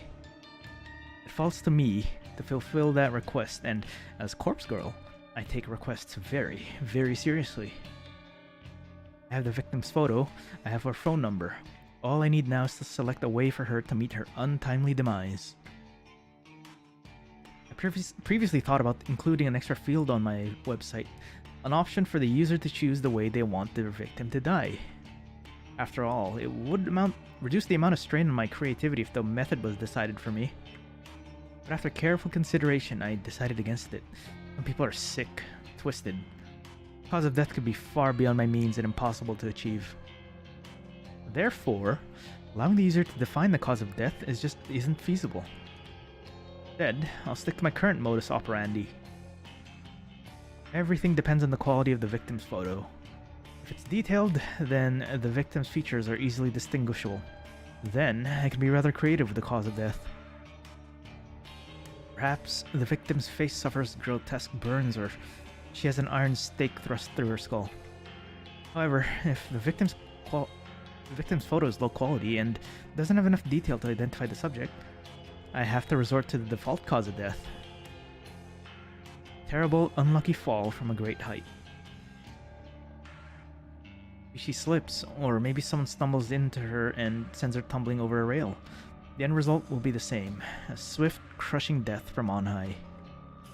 The victim will end up face down on the concrete, completely unrecognizable save for her clothes and accessories. Not my favorite cause of death, but in some cases it is necessary. Regardless, it's still a valid way to fulfill the request. Now, it's time to get started. I barely contain my excitement. I squirm against the couch, crossing and uncrossing my legs in a vain attempt to dissipate the heat rising through my body. Taking a deep breath, I try to calm my nerves and get to work. Man, this is weird. The victim will receive a photo of her own corpse, time-stamped with the date of her death. It's Corpse Girl's signature move. My calling card, if you will.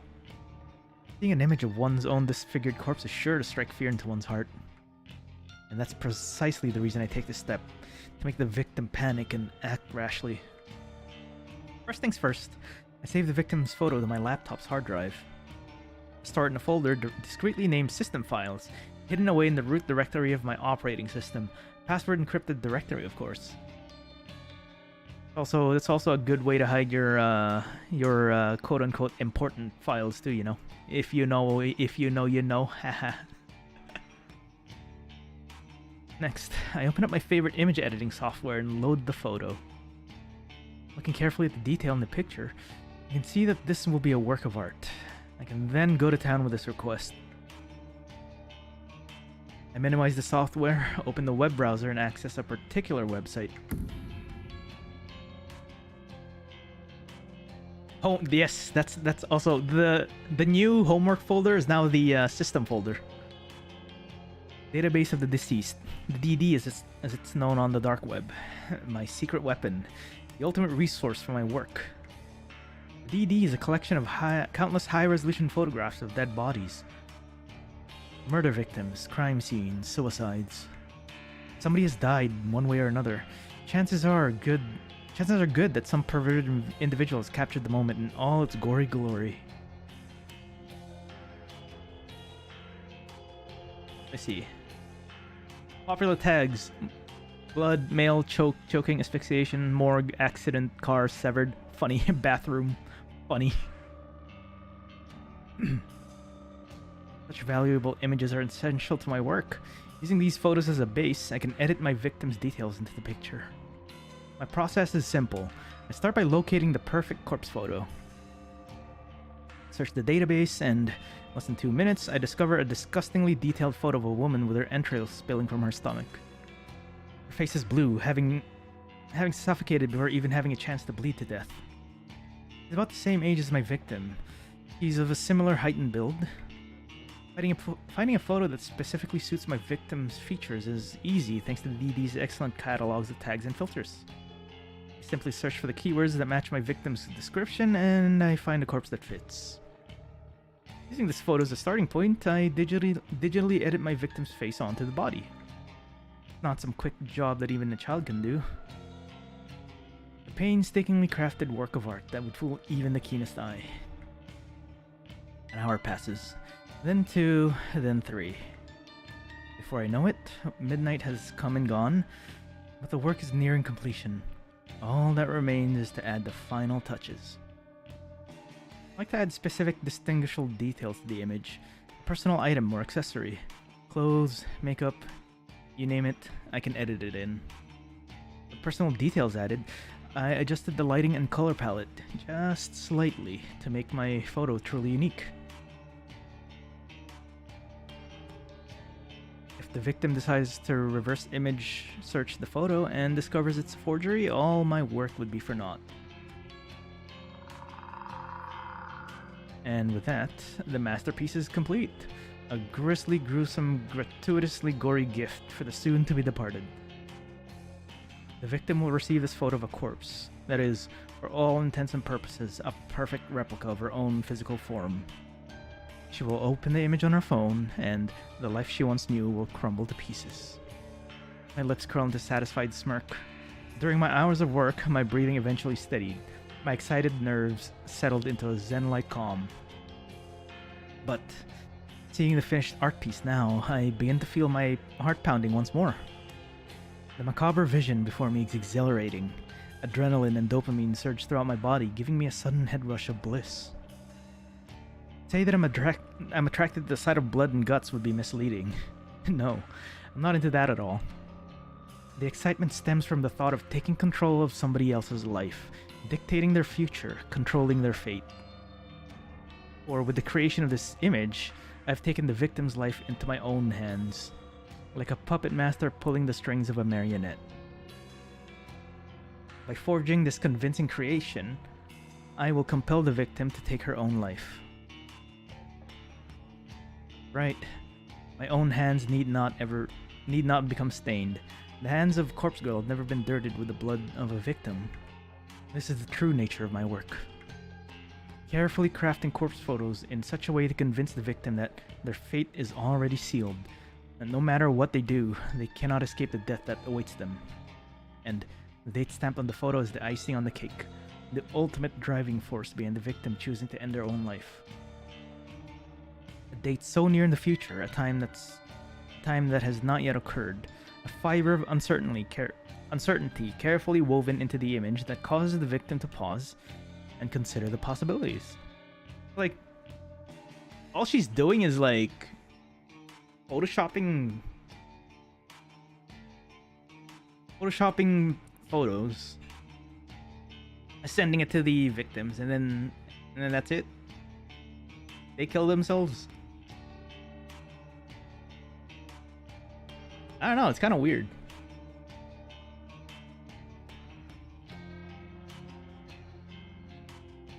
This photo from the future? Is this truly my fate? How can I outrun a future that's been pre-decided? These are the thoughts that run through a victim's mind. Despair and dread flood the senses. Overwhelming anxiety gives way to a calm acceptance. This is my dead body. This is how I die. Why should I fight it? And when the victim's last vestige of resistance gently breaks, like a silk spiderweb being torn by a cold breeze, they finally give in. They finally invite their end. This is the way we'll go down for this woman. Complete and total stranger. Yeah, what's up with the... Yeah, there's like... It's either maybe she's hallucinating it or something. Like... I don't know. I'm confident, certain, convinced. She's not a serial... It sounds like someone with like a... the gore addiction and access to Photoshop. That's right. There's a sudden spark of inspiration that guided me to begin fabricating corpse photos about a year ago. I can never quite recall exactly what it was that spawned the idea. Sometimes I get close to remembering, but the recollection dances at the edge of my mind and slips back into the darkness. Regardless, I ventured down a dark and dangerous path. I built Corpse Girl's website and invited strangers to request the deaths of people they knew. It was a sales tactic, simply a way to encourage users to submit images. I had no intention or means of ending lives. Little did I know of the true power I wielded.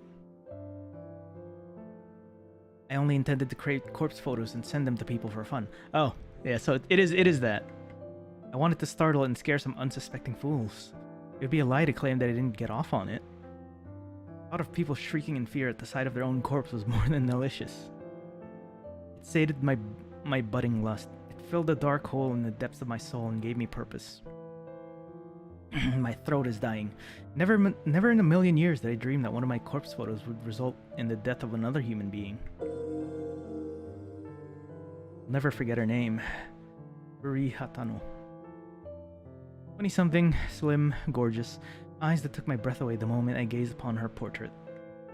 She was the first person to make me feel bad about crafting hoax photos, the only person to make me feel bad about it. But I did it anyway. Corpse Girl never rejects a request. It's her, my conviction. I forged a beautiful rendition of her death. Thanks to some rather macabre sourced photos obtained via the database of the deceased, I strung Ruri's corpse in a field like a ghoulish scarecrow. The photo was incredible. It was my 5th or 6th work, the 5th or 6th time a user of Corpse Girl's website requested a death. Uri Hatano died just hours after receiving the photo. I don't know why. I don't know if she killed herself or if someone murdered her. But I know one thing. Uri Hatano's body, her real body, was found in a field hanging like a scarecrow, surrounded by crows. Her eyes had been gouged out of her skull and her stiff fingers clutched her phone tightly. According to the news report, her phone displayed a familiar image. The very image I created of her corpse. When I first learned of Ruri's death, I was overcome with varying emotions. I felt sick, elated, disgusted, overjoyed, depressed, aroused.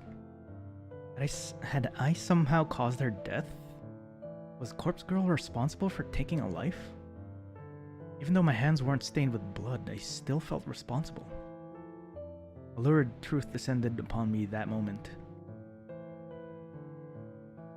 Corpse Girl held the power to end lives, and the more I dwelled on that fact, the more obvious it became to me.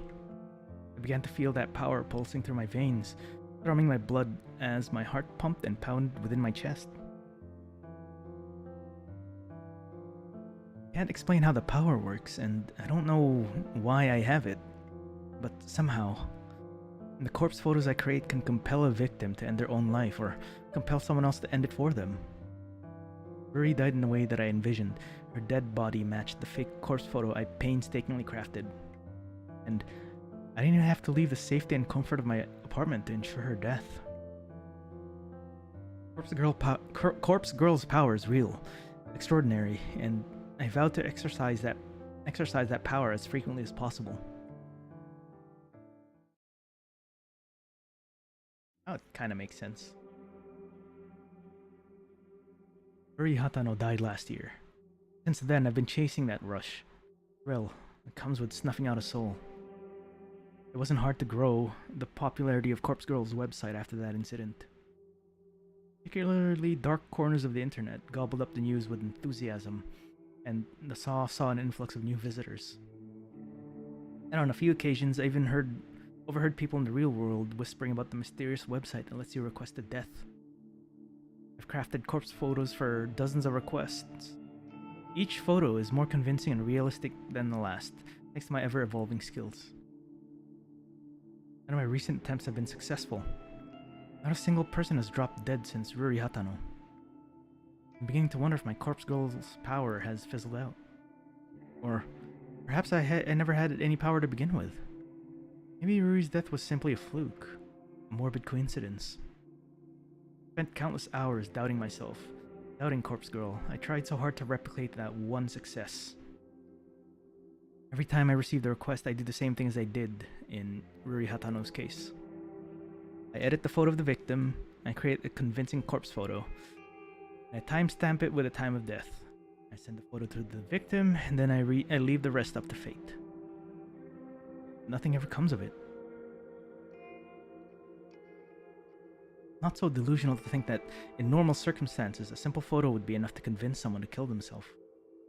And even if that photo fell into someone else's hands, it wouldn't inspire them to go out and kill the victim. Of course not. However, these are no ordinary circumstances.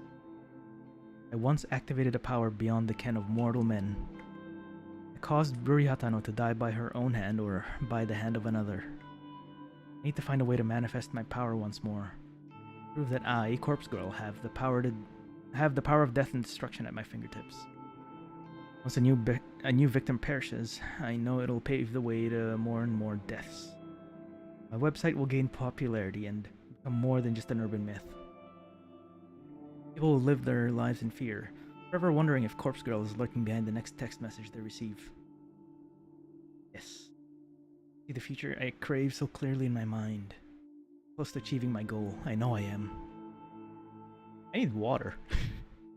And when my dream comes true, I can finally... Wait, one sec, I really need water. BRB.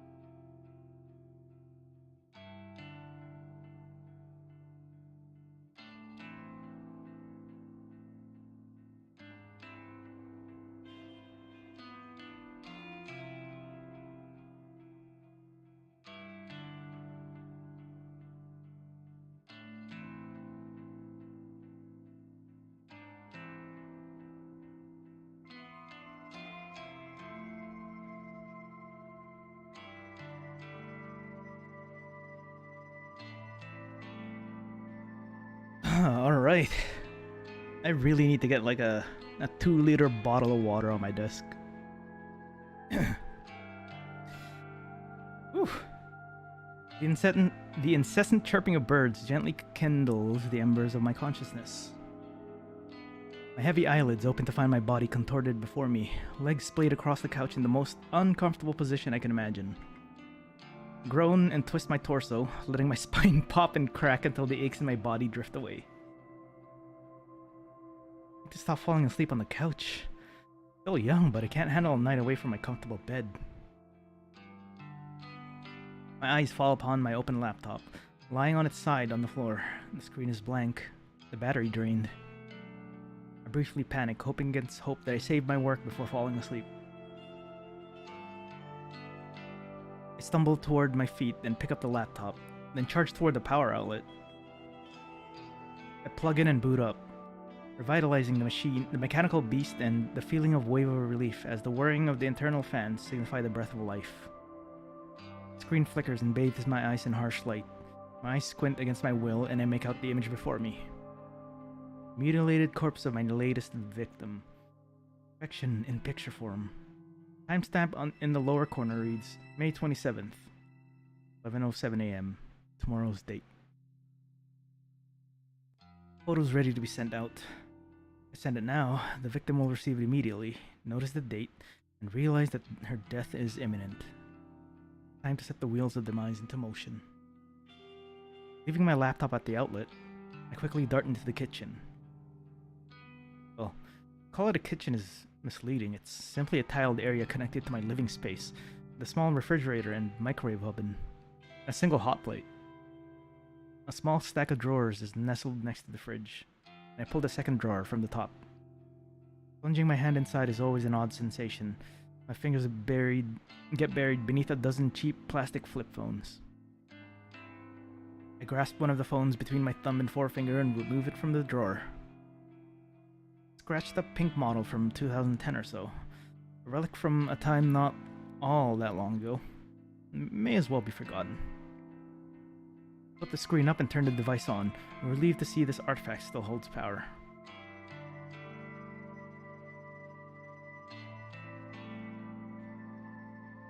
To be fair, I charged up all these phones just a few weeks ago, but the fact that they retain a charge even after being inactive for so long is a testament to their engineering. In any shady line of work, these phones are referred to as burners, cheap disposable devices that are discarded as soon as their purpose is fulfilled.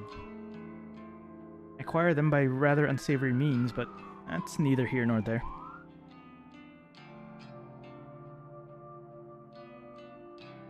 I use these phones to send out the photos I make. By doing this, I avoid using my personal phone, and thus prevent anything from being traced back to me. When a photo has been sent, I keep the burner phone for 24 hours just in case the victim sends a reply. I know I'd get a good laugh out of that. Of course, I don't keep the phone on my person. I stored in an old shed out the back of my apartment building. The photo was onto her. Yeah, they coming. When 24 hours have passed, I remove the phone SIM card, snap it in half, and discard it with the combustible trash. The phone itself gets smashed and trashed in the dumpsters outside a convenience store.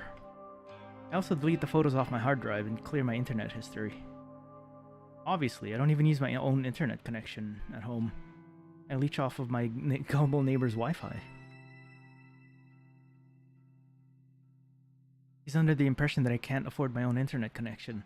Whether or not I convinced him of such is irrelevant, so he's happy to share his connection with me. If the police ever try to track down my actions, they'll only lead straight to my neighbor. I've gone to great lengths to ensure my actions are untraceable, as they've all been in anticipation for my inevitable success.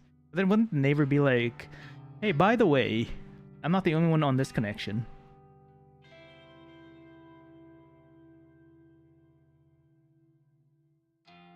Looking down at the pink phone in my hand, I clear my mind and focus on the task before me. Photos transferred easily from my laptop to the burner phone. Once complete, I open the text messaging app and enter the victim's phone number. I leave the message field blank, but I attach the photo of course. The victim will receive an empty text message from an unknown number with only an image attached. The message is just about ready to send, but there's one more flourish I'd like to add.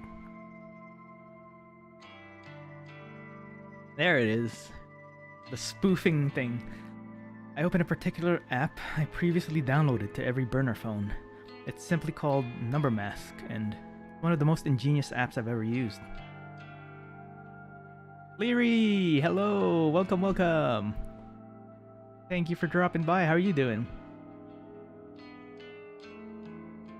Never be like, yo, you want the crazy girl next door? Yeah, that girl over there kinda crazy. I hear her breathing heavily sometimes. I don't know what's going on over there. We're playing a horror game right now. It's a psychological horror style VN.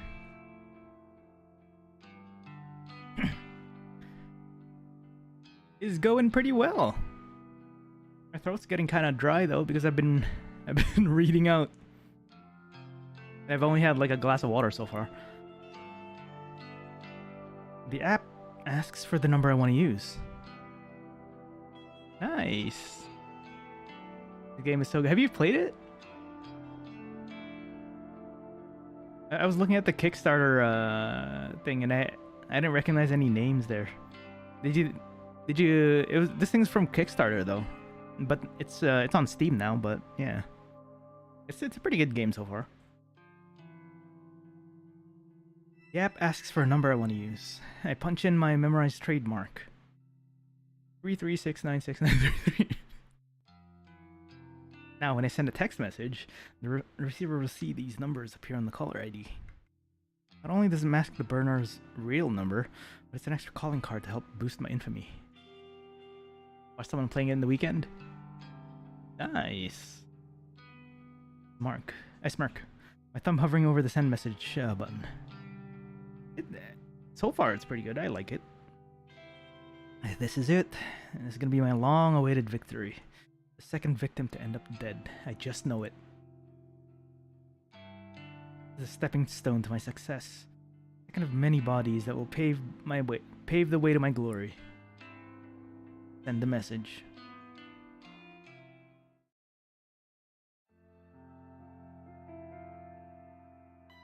Arrived to work on time, as usual. The handbag is heavy with the weight of several cans of coffee. Hopefully enough to help me power through the day after having such a late night. Can't help but yawn loudly as I wait for the elevator in the lobby. Just before the elevator doors open, my phone starts to ring. I step aside and answer the call. Hey. Hi, Noriko. Good morning. Oh, it's her. Did I call at a bad time? Not at all. I'm just about to go into the office. Oh, should I call back later? It's no problem. Don't stress. Okay, sorry. Nervous, apologetic girl on the other end of the call is Aoi Sato, an old school friend from back in the day. Though we never really had any common interests, we used to be inseparable at school. I was shy, I was introverted. It was a combination that worked in our favor, even if our conversations were a little on the boring side. To say that we were no longer shy and introverted wouldn't be entirely true. Always gotten better. She's definitely more outgoing, but she still suffers from a great deal of social anxiety. As for me, I'm still pretty introverted. My tolerance for being around other people has improved a bit, but I do prefer solitude, and visiting places I've never been to puts me on edge. While Aoi, my best friend, would be accurate, she's my closest confidant. And so, she knows nothing about my part-time masquerading as corpse girl. Nobody does, and I plan to keep it that way. So, Aoi, what did you want to talk about? Oh, well, you see, that guy at work is still bothering me, and I wanted to see if you had any more advice for me. Ah, jeez. The older guy that always hits on you? Yeah. What a creep. You're 19, for God's sake. He must be, what, 50? I think he's 52. That's You know creepy. his actual age? Well, whatever. If he's still bothering you, you have to take a stand. He's not your coworker, right? Just a regular customer? That's right. Then tell your manager. Have him banned from the venue. I can't talk to the manager. I don't want to cause trouble for the company. Jeez, girl. Sometimes you need to stand on your own 2 feet. I know. Well, if talking to the manager is out of the question, then you need to be firm with the creep. Tell him you won't stand for being groped anymore. His behavior is simply unacceptable, and if he won't change, you won't serve him anymore. He's scary, Noriko. I don't know if I can confront him like that. He's always drunk. Even before he comes into the place. I try not to serve him too much, but... Are you sure you can't quit that stupid job? Working at a maid cafe really doesn't suit you at all. I thought you wanted a government position. I do. I want to work in a cozy office, kind of like you, but... You know I don't have any qualifications. Why don't I see if there's anything open here? Maybe Shinya can help out. He got me this job, remember? Shinya... Maybe. He was always a nice guy, right? He's super nice. Stick in the mud, but a nice one. Noriko, don't be mean. Yeah. You want me to ask? Yes, please.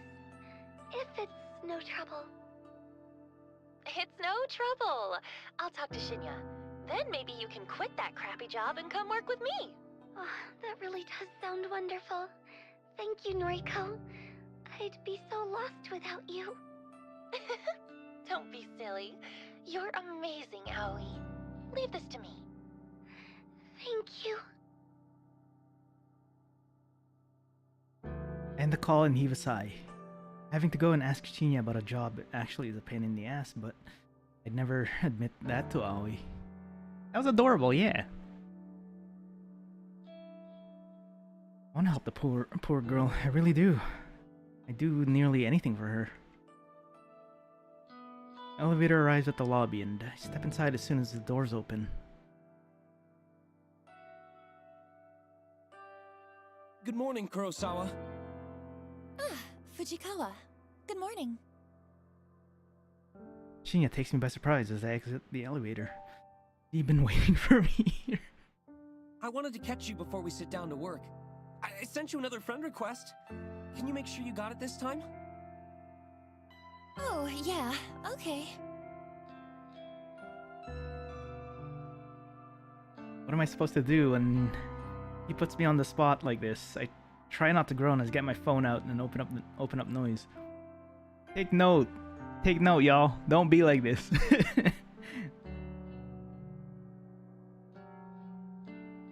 Impossible to hide my screen from Shinya's piercing gaze. I'm sure she got it the first time. She did. And then she said no. What do you know? I have a new friend request. What's up, Great. Koguru? How you It doing? worked this time. Go ahead and accept it, please. It worked this time. Oh.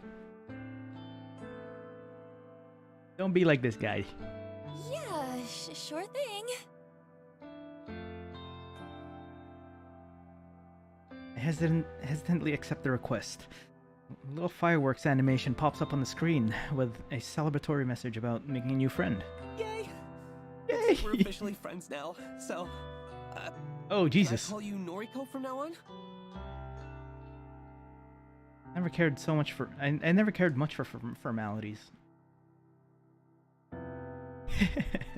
I mean, I guess. If it works, it works. I try to adhere to them in the workplace, but honestly, I don't care if people refer to me by my first or last name. Regardless of whether they're friends or not. That's fine. You can call me Noriko. Seeing his eyes light up. Seems to have made the boy happy. Thank you! Oh, you can call me Shinya, of course. Shinya. Hey, we've known each other since junior high, right? Shouldn't we have been on a first-name basis anyway? And this is where she kind of slips in the, hey, so you know the other person that we know? She's looking for a job. Yes, that's true, but we're in the office now, you know? It wouldn't do if you started working here and called me Shinya right away. I suppose. Anyway, I'm really glad we're proper friends now, Noriko. Maybe we can get a coffee sometime. One step at a time, boy.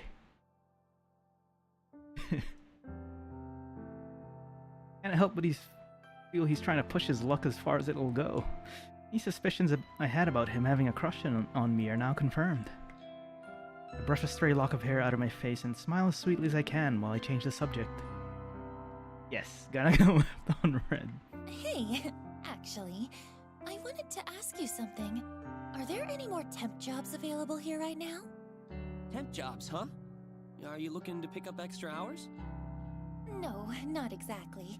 I'm asking for a friend who needs a new job. A friend of Noriko's.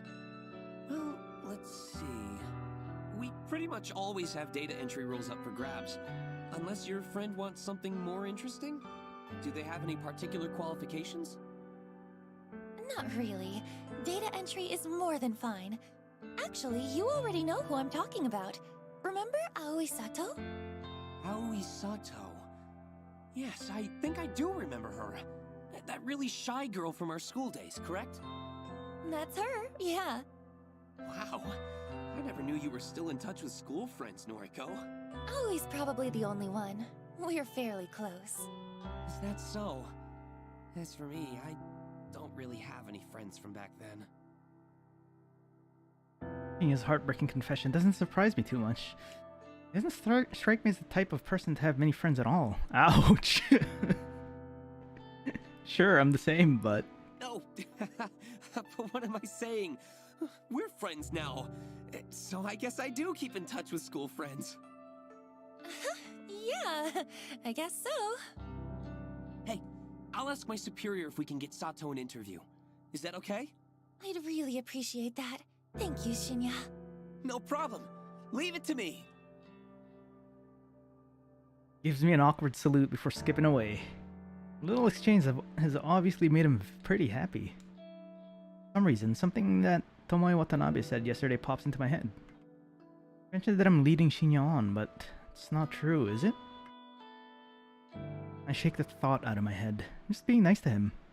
Not wrong, is it? As long as you make things clear. God knows there's been people who, you know, lead other people on and, you know, things happen. Yeah. Those scumbags like that exist. I take a seat at my desk and perform my morning ritual. From my handbag, I retrieve my headphones, coffee, and breath mints. Later on, music playing, coffee open.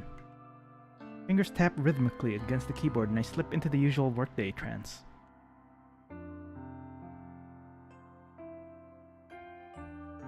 So, I see that you're connected with Shinya on Noise now, huh? How did you know that? Ya creepy stalker. My walk to the train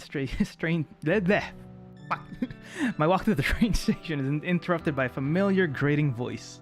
Sounds like both of you are getting on pretty well. How did you... Yeah, how did you creepy ass stalker? Oh, of course Tomoe and I are already friends on Noise. You would have seen the notification when I accepted Shinya's request. It's actually kind of strange that Tomoe and I are connected through the app. We added each other on the first day of work, before I learned how much of an intolerable excuse for a human being she is. Yeah, it do be like that though. It takes a few days to know. It's trash. We simply never deleted each other, even after all these months. Posts are entertaining anyway. And since I rarely ever post anything myself, she probably forgot we were connected at all. Until today. Now look, don't get me wrong, you hear? I ain't actually interested in Shinya. Nah, I'm real happy for you both, like. But what I can't stand is a skank like yourself getting some while I'm over here all dry like a desert. Sounds like a you problem. What the hell are you talking about? It pisses me off that guys just sluts like you, and you barely have to put in any work. Like, oh my god. Meanwhile, nice girls like me there it is. Put in so much effort there it is. Get noticed. You think all of this is just natural? I put so much effort into how I look, you know? And guys like Shinya don't even bat an eyebrow at me. You mean bat an eyelid, right? Bat an eyebrow. Whatever, it don't matter. I'm sick of skanks like you getting everything for nothing. You know, you know, if you walk into a room and you smell shit, then you, there's shit in the room, but if every room you walk in on smells like shit, it's not the room. Look, let me be honest with you. I'm not interested in Shinya, and I'm not trying to be with him. I don't chase guys, and it's pretty rare that they chase me. You've got me all wrong. Like I believe you. Do you spend your time chasing chicks then? That's not your business. Truth. But you don't have to worry about me pursuing Shinya. Tell you what, any guy at the office is all yours, okay? I'm not interested. Oh, is that how it's gonna be, slut? You think no one is good enough for you, but they're good enough for me? You're just like all the other girls. You think I'm worth being pitied? You think I need it? Well, I don't want your pity. You're nothing but a fake skank. Says the girl with a fake tan, fake blonde hair, and you know. Tomoe pushes forward, her bulk first forcing me off the sidewalk and into the thicket of trees bordering the path. Oh, here we go! Burning slap across my face comes out of nowhere. I'm blinded by white stars and my entire face feels like it's on fire. Strike is hard, sharp, vicious. It happened so suddenly that I'm having difficulty processing it. I stumble, but my legs don't quite give out. My mind races, trying to put together what just happened. Tomoe hit me. Why? Why did she hit me? Hello, hello. Welcome to the stream. Things are you came in at the right question mark time? Playing a game called Corpse Factory. Sit back and enjoy the ride. It'll be pretty fun. There's a strange sort of disconnect with my mind. So how should I pronounce her name? Is Ying fine? My body doesn't feel like its own. Like this isn't actually happening to me, but rather I'm watching it happen to someone else. World star. Time seems to slow down and speed up all at once. The slap replays twice in my mind before Tomoe's hand even leaves my face. Ying, nice. Welcome, welcome. I catch a glimpse of her furious expression, red and strained, overcome with anger. I hate you. I hate everyone like you. Don't pity me. A second strike connects with my chin and I flinch, my entire body paralyzed with pain. She hit me again? Stop! I hate you. I hate you! Tomoe has lost it. He's absolutely furious and I can't figure out what he did wrong. Her third attack is a curled fist aimed straight at my stomach. For sheer luck or complete accident, I tumble backward, narrowly avoiding the punch and instead landing on my rear. The pavement is rough and hard, but I'm sure it feels a lot better than taking a fist in the gut. Tomoe screams and rushes at me, but I scramble to my feet and grab her by the wrists. She flails wildly, her eyes looking like they'll pop out of her skull at any given second. Her breathing is harsh and ragged. Tears of rage have caused a flood of clotted makeup to run down her face. Calm down! Calm down! Struggles against me, slowly giving in as my tight grip prevents her from attacking me further. She begins to sob softly. I hate you! I hate everything about you!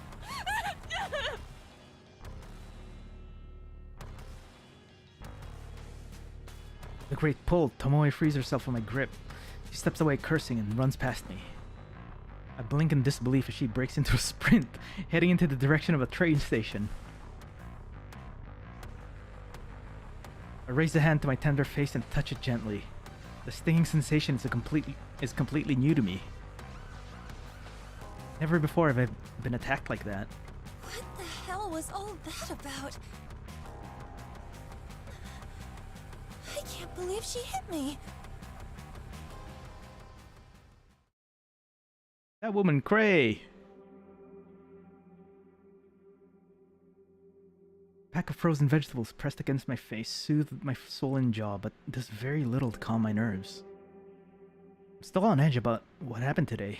Tomoe actually physically attacked me, all because I said something, not sure what, that provoked her anger.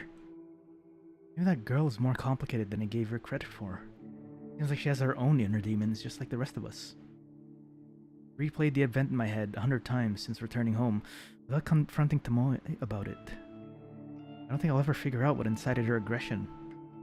But I don't plan on talking to her about it anytime soon. I wouldn't exactly say I'm scared of her, but I don't exactly want to encourage a repeat performance.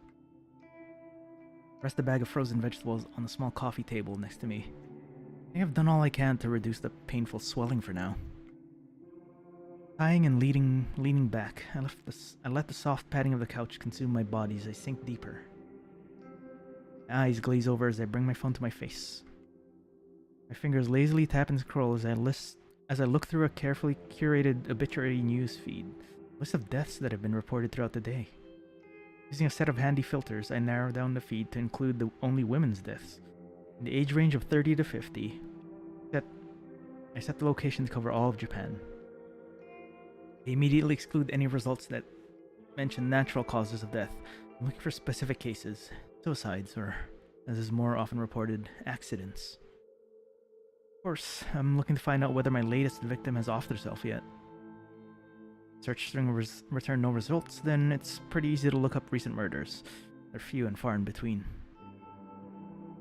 Between suicides, accidents, and murders, I've covered all the potential ways my victim could die. 9 out of 10 search results include a photograph of the deceased. Not a photo of their corpse, mind you. This isn't the database of the deceased I'm looking through. Rather, it's usually a nice flattering picture of the recently departed, submitted by their kin to go along with their obituary. Use the photos submitted with obituaries to compare and match the victim with the images of my victims. This is the only reliable way I have to discover whether or not my victims have perished. I knew a victim's name. I could easily look up their current fate, but my website doesn't ask for that information. Call it respect for the victim's privacy. There's a lot more to it than that. That's a topic to dwell on another day. Night search show up no solid leads. I'm disappointed, but this result isn't entirely unexpected. After all, I set the date of my latest victim's photograph to tomorrow. There's still time for her to freak out and end it all. I decided to go sleep early tonight. Not even feeling hungry enough to eat the cheap convenience store meal that's been sitting in my fridge since yesterday. Though, if I go to sleep now, I'll feel like tomorrow arrives sooner. Tomorrow. To see Tomoe at work. No way I can avoid her since her desk is so close to mine. The idea doesn't sit well with me. On the other hand, my victim might conquer herself, which would definitely make me feel better. Could very well be my next success, and the suspense is just about enough to kill me. Tomorrow.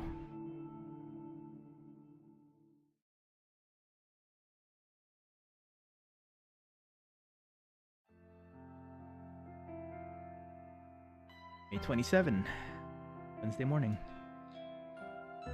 Typing is hesitant and distracted this morning. My fingers falter, misstep, and tap backspace repetitively.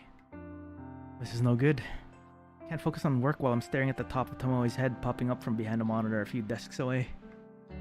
Even my work playlist isn't inspiring me to pulverize the keyboard today. Normally, a blast of pure volume and a shot of caffeine is enough to carry me to the greatest heights of productivity. I press a finger to my pursed lips, trying hard to regain my focus. I absent-mindedly noticed that I missed the edge of my top lip when applying lipstick this morning. Damn, I'm really out of sorts today. At least I managed to apply some extra blush to cover up the faint bruising on my face. Might have overdone it a little, but it's better than looking like I just stepped out of a boxing ring. Good morning, Noriko! Boy, have I got some neat news for you! Oh boy. Oh boy, Shinya, what could it be? So absorbed in my own thoughts that I barely register Shinya standing in front of my desk. Noriko? Excuse me? Noriko? Are you in there? Just leaving our boy on red, physically.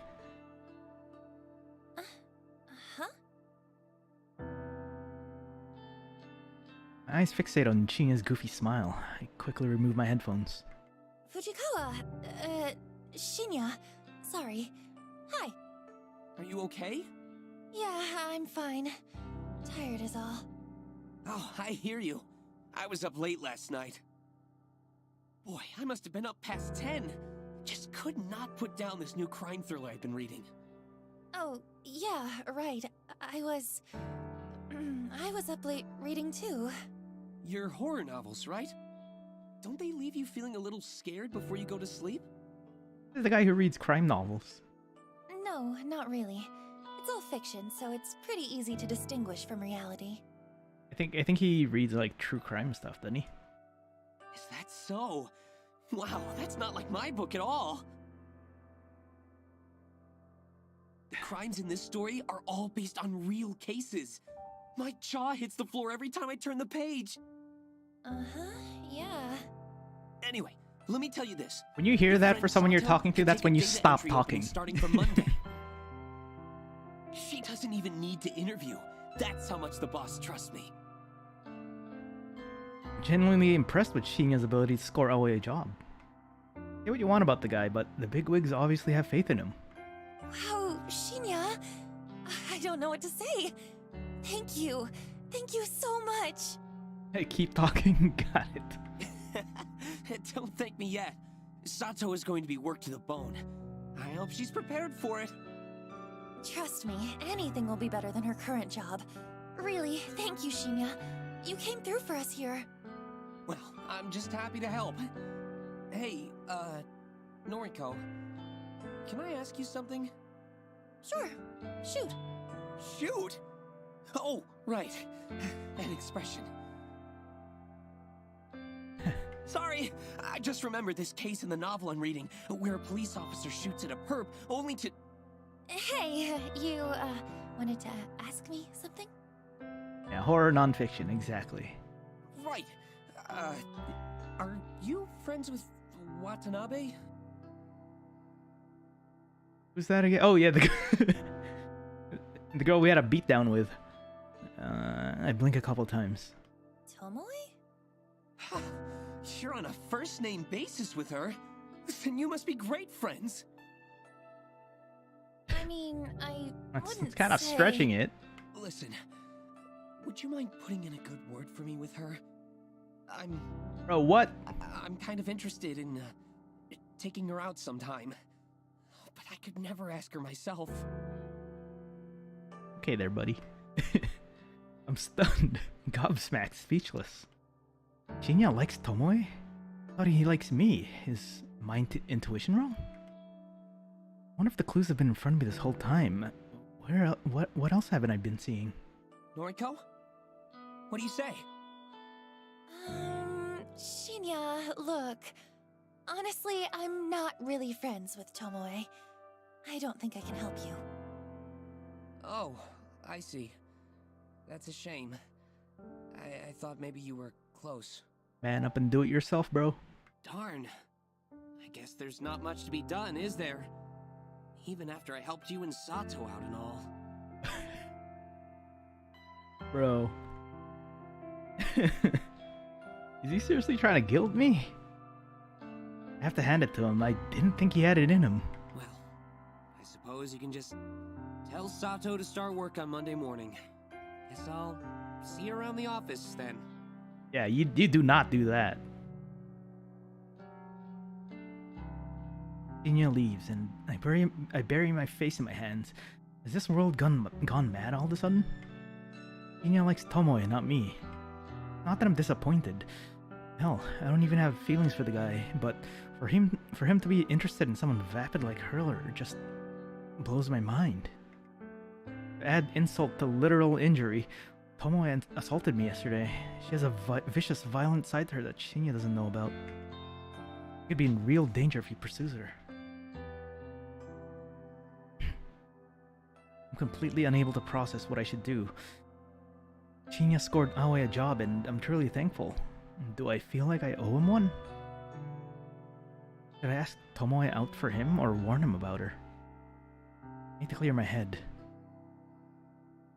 You may not be disappointed, but I'm disappointed too. You do not do that. This guy's just like, man, just red flags. I need to clear my head. I decide to step away from my desk and visit the restroom.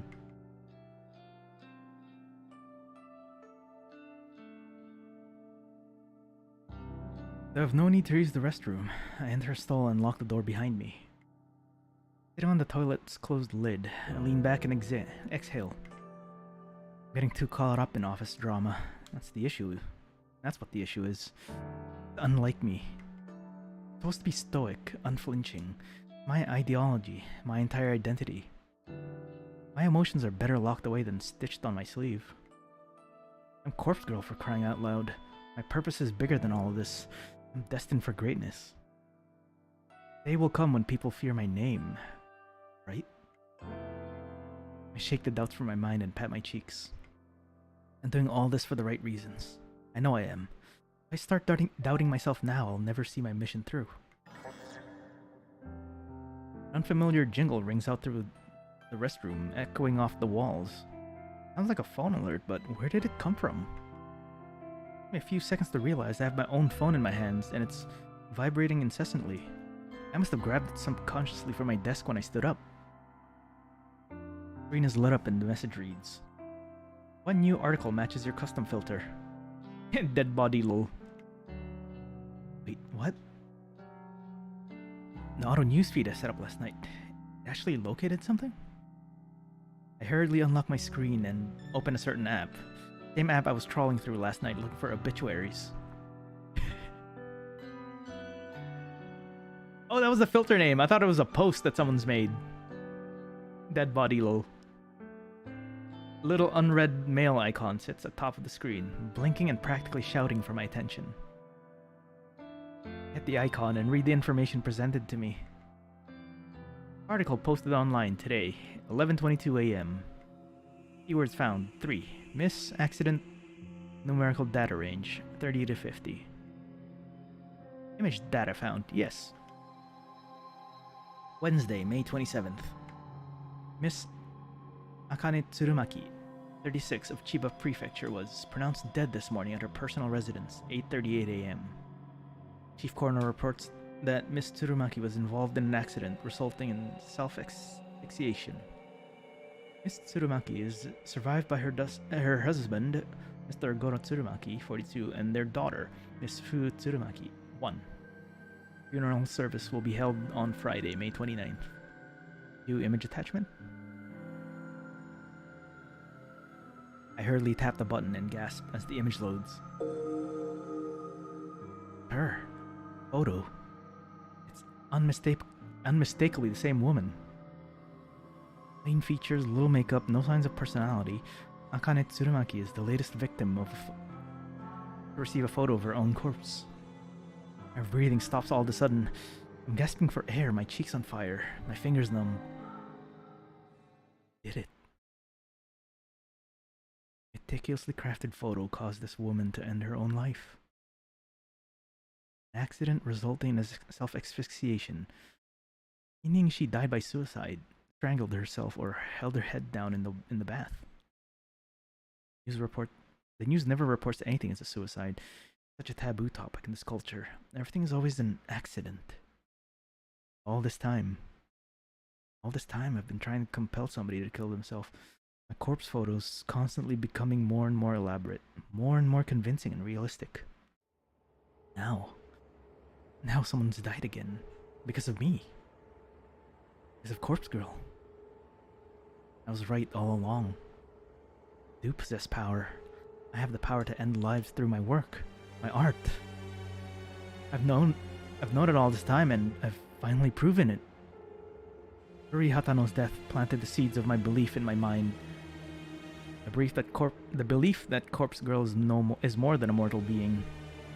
And now, Akane Tsurumaki's demise has caused those seeds to bloom and blossom into pure certainty. Corpse Girl truly can end lives. It's a wonderful revelation and relieves my turbulent mind. However, I can't get my fingers to scroll back up to reread the obituary. My hands aren't functioning. My legs dangle lifelessly from the toilet seat, and my coffee from this morning is working its way back up my throat. I feel the sting of tears in my eyes. Sweat trickles down on my forehead, dripping down my uncharacteristically thick makeup. All of a sudden, I can't breathe. My lungs refuse to take in any more oxygen. I panic and fall forward, miraculously slamming my hands into the stall door to prevent my head from colliding with the floor. My nails scrape against the door's enamel paint, peeling chunks of green from the surface as I slide down and down until my head rests uncomfortably on the damp tiles. Oh, she crazy.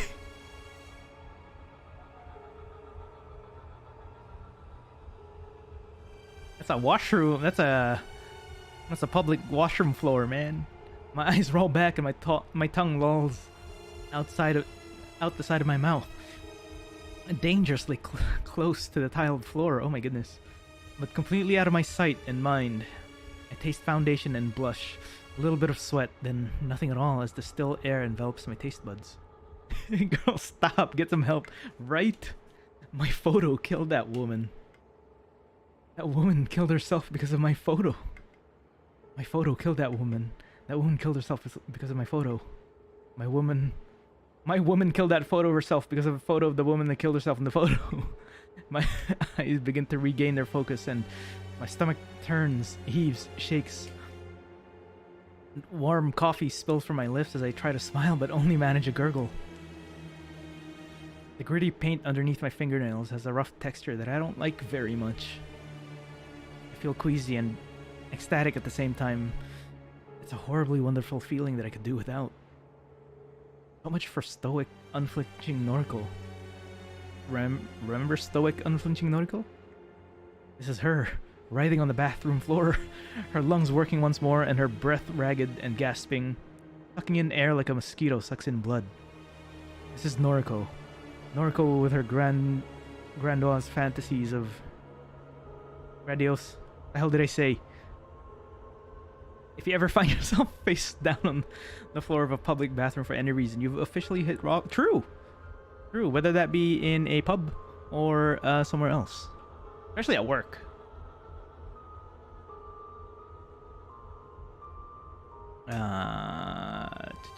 Killing people without having to kill them at all. Without having to leave her apartment because the outside world is scary and there are people out there probably trying to kill her.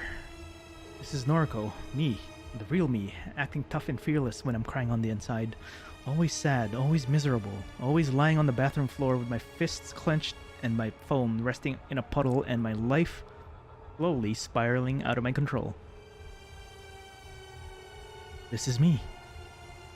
I did this. I killed that woman. She had a husband and a daughter. And some random person requested that I kill her, so I did. Probably didn't do anything wrong. It looked boring. She must have just rubbed somebody the wrong way. Maybe she didn't even know what she did, just like how I rubbed Tomoe the wrong way and didn't know what I did. But Tomoe slapped me twice. Hard. And it hurt. It must have hurt that woman too when she strangled herself and killed herself. I killed her. I directly killed her with my indirect actions. She's dead now and I'm alive. I'm still here lying on the bathroom floor in the 14th story of Shinjuku's Temujin office building and have paint under my fingernails and I was gonna start work here on Monday. But I did it. I killed her. Finally, after countless months of pretense, of false starts, of failures and disappointments, I killed somebody again. Corpse Girl strikes for the second time. Above all else, above the grime and muck on the floor and this tingling feeling underneath my fingernails, above all of that, this feels good. This feels so good. Blood has returned to my legs, the pins and needles have faded, and my toes quiver beneath my stockings and shoes. An electrical charge pulses down my thighs and dissipates through my feet. I manage to plant two hands firmly on the tiles and push myself back up on myself up onto my wobbly knees. I suck in air and breathe all of it back out almost all at once. I feel dizzy, and a bizarre warmth is welling up inside my stomach and chest.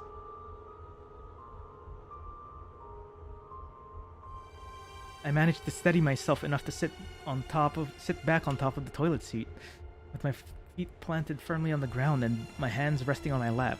I try to regain my sense of self. Might have lost my composure a little bit upon reading the news, but who could blame me? Everything I've worked for over the last year is finally starting to pay off. My second victim is dead. With this, Corpse Girl's popularity is sure to rise. More and more people will issue requests through my website. More and more people will receive corpse photos, and more people will kill herself. She killed herself. Oh, how I wish to see the real body. Only I could see her mangled corpse drenched in sweat and finally at peace. Notice my phone is wedged between my wet fingers. I must have subconsciously scooped it up from the pool of muck on the floor. Try to ignore the sticky texture clinging onto the screen. Ew. Fingers no longer numb, I scroll up and reread the obituary article. Miss Akane Tsurumaki, 36, of Chiba Prefecture, was pronounced dead this morning. Dead. Pronounced dead. My breathing staggers once again. My jaw gently lowers. Involved in an accident. Hot steam clouds my face, resulting in self-asphyxiation. I salivate unconsciously. Ew, a trickle of moisture creeping down my chin and dropping on my lap, dude. My cheeks are flushed, my vision slightly blurred. She killed herself. Because of me. She killed. I let out a gasp as my hips rise against my will. My toes curl, my leg... Oh. I lean back against the cistern.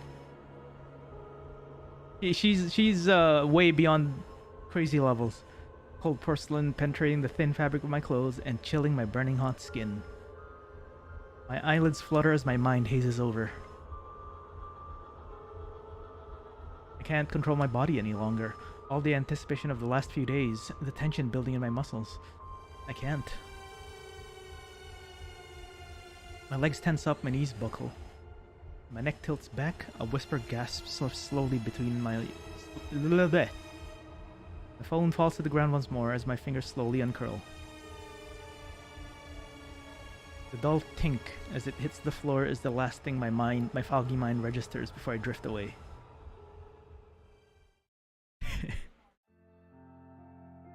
You look like horse shit. Stop looking in the mirror! Damn! Damn, someone's vacuuming outside.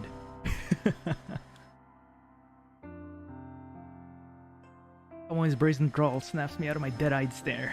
Looks like you've been sleeping in the sewer. It suits you. I don't know what she's talking about. Can't really focus on what she's saying. Neither can I, because the whirring in the background. I realize I've been staring at my computer screen for about 20 minutes, rarely blinking. My mouth is dry, as though I've stopped producing saliva altogether. A dull throb in my lap causes me to cross one leg over to the other in an attempt to get comfortable. You know, I'm talking here. It's rude to ignore your superior. Swallow in an attempt to moisten my parched throat before speaking in a cracked voice. Do you need something? Thought you should know that Shinya and I are gonna hit the town on Friday night. Turns out he's fancied me for a while now. In the end, seems like the better gal won, don't you think? Like, oh my god. Seems that way. Is that all? I can tell Tomo is trying to get under my skin, but I'm honestly not in the mood to deal with it right now. I thought you'd be more torn up about it. I don't care in the slightest. Why don't you go sit back at your desk? Whatever. Hey, maybe I'll meet you after work again. You gonna slap me twice and run away like a little... Yeah. Why? So you can attack me again? I realized my voice was louder than intended. A few people nearby tilt their heads quizzically. Tomoe takes a cautious step back. Keep your voice down, psycho. Stuff like that's between me and you. You assaulted me. I should report you to the police. Don't you dare! Lost for words, Tomoe turns tail and walks away. Yeah, that's right, run away again. I sigh and lean back in my office chair. Why do I feel so exhausted? My mind flickers, piercing together fragments of memory from the bathroom a short while ago. Right. I let myself get carried away in the exhilaration of my success. Yeah, that's one word. That's one way to put it. I temporarily stepped away from my own body and let my basest instincts take over. But I'm in control now. I'm myself again. I'm Noriko, stoic and unflinching. I'm Corpse Girl, successful and feared. I can kill people as easily as I can manipulate a photo. People like Tomoe should be scared of me. People like Tomoe shouldn't mess with me. I'm in control now.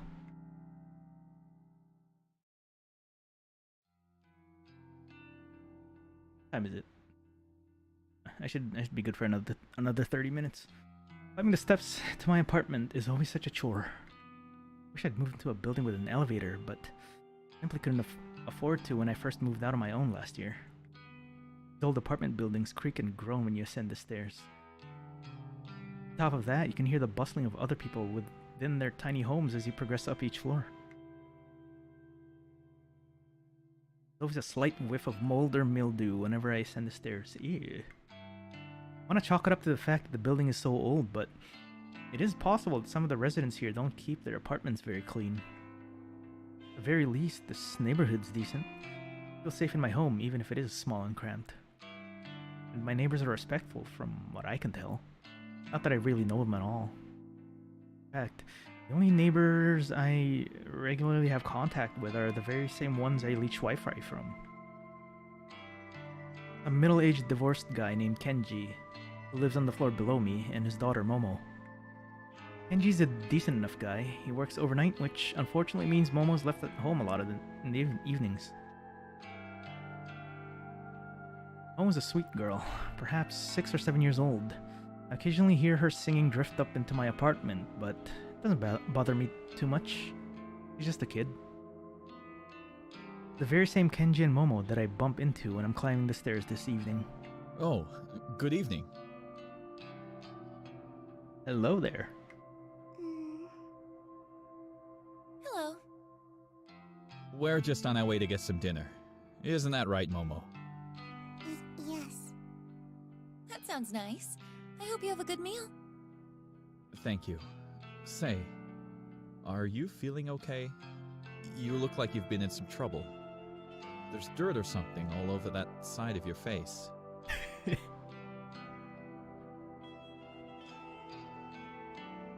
Tilt my head and reach a hand to my cheek. Sure enough, dry muck has blended into my makeup and caked all over my face. So she just went back to work with like dried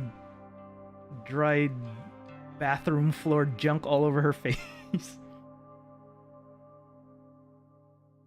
This from when I fell in the bathroom? Damn it.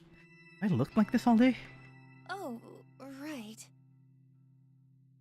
Better make up some lies so Kenji doesn't have to worry about me. I actually fell asleep on the train home, and I guess the seats were kind of dirty. Is that so? You should wash your face and do your makeup again. I can help if you like. Can't help but smile slightly at Momo's generous offer. Thank you, Momo. I'll be sure to wash up and make myself look nice again. You should go have dinner with your dad. Girl nods resolutely. Well, I hope you're okay at any rate. Have you been working hard at the bank? Oh, actually, I just work at the head office for the bank, so... Oh, that's right. Sorry. Data something, right? Yeah. Yes, data data entry. something. It's a bit dull, Something but entry. I'm happy enough. That's good. That's very good. I know it's hard for kids like you to get good work in this economy. When you find a job like that, you really have to hold on to it. When I was your age, I could only find cleaning work. I must have had a dozen different janitorial jobs before I met Momo's mother. Only a couple of times. It's not like I talk to this guy often. Really, we hardly know each other. Still, I've never heard from him actually mention Momo's mother before. Most of the things I know about him I've just pieced together from context. Mom? Of course, things are different now. I have Momo, and her mother isn't around anymore. Cleaning work doesn't cut it these days. I was really lucky to get into security. It means I can work overnight while Momo sleeps, and I can still take her to school every day. What is that accent? He has a little bit of an accent. I'm trying to pin it down. Dirty, of course. Now I remember. He did mention when we first met what he does for a living. If memory serves, he works for a private security company. I assume he guards corporate offices or parking lots or something like that. Anyway, what was I saying? Oh, yeah. Hold on to a job if you like it. That's very important. Hell yeah, that is important. And the moment it stops being fun is the moment you start looking for a different job. Thank you. I'm happy at Temujin, so I plan to stay there. She was too busy stadiating her murder to end up to tend to her makeup. Yeah, I mean, after something like that, your face would be a mess too. So I totally get that. Very good. Oh, Momo was telling me earlier what she wants to do when she grows up. Weren't you, Momo? Dad? Come on now. Tell Nariko what you want to be. A scientist. Wow, a scientist. That's a great job. I'll be rooting for you, Momo. And I really hope nothing happens to the kid, because this seems like the kind of game that would do something to this kid. And I'm just like, wow, no, please. The girl blushes and hides behind her dad. She's inherited her mother's book smarts, I'm certain. She definitely didn't get her brain from me. Anyway, we're gonna get going. Enjoy your evening, Nariko. Thank you, you too. Bye-bye, Momo. Bye-bye. Two of them bow their heads and follow the rest of the stairs down. Maybe she killed the mom? I don't think so. They were already kind of in that situation before she moved out, right? Or when she moved in. Ooh, yeah, watch the mom try to get them killed or something? Ooh, maybe. Continue up the next flight of stairs, reach the landing, then turn the corner to enter my own apartment.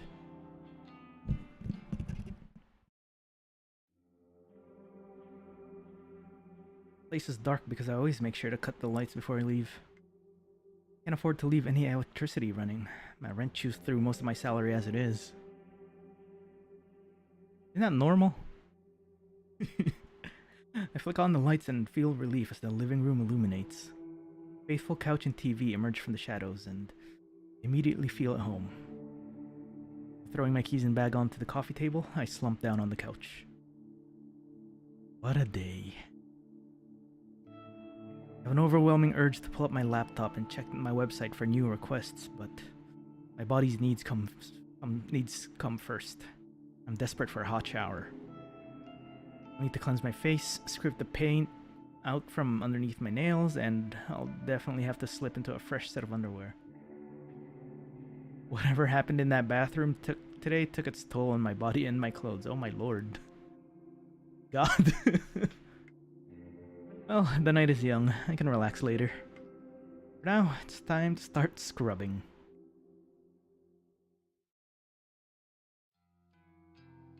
Quoted. The convenience store is a little more crowded than usual. The mundane chatter of business people, students and workers buzzes in the air like a swarm of relentless flies. Throughout the drone of their mingled conversations, I happen to catch a few interesting words here and there. Have you seen that one website? What do you mean by request a death? My lips curl into a half smile, half snarl. Since he always cheats, I thought I might upload his photo. Oh, hell yeah, put a cheater up there. Always. And you think Corpse Girl really exists? To hear so many people talking about Corpse Girl's website is enough to make my nerves tingle. However, I know they're not talking about it because of Akane Tsurumaki's death. As far as I can tell, her death wasn't reported to the news as a suspicious case. The only source of information I could locate was her obituary. And that didn't mention anything about foul play, so there's no way anyone could know that Corpse Girl was involved. People are talking about the website in the same way they always have. Like, it's just an interesting topic of conversation. An icebreaker, one of those things you tell to your friends to entertain them. Therein is my issue with the website as a topic of conversation. Just an urban legend, a point of discussion that inevitably fizzles out and is forgotten. People talk about it, people visit the website out of curiosity, but very few people take action and request a death. That's the part that annoys me. People don't actively participate. How can I prove myself to the world? How can Corpse Girl claim her victims if there are no victims to be claimed?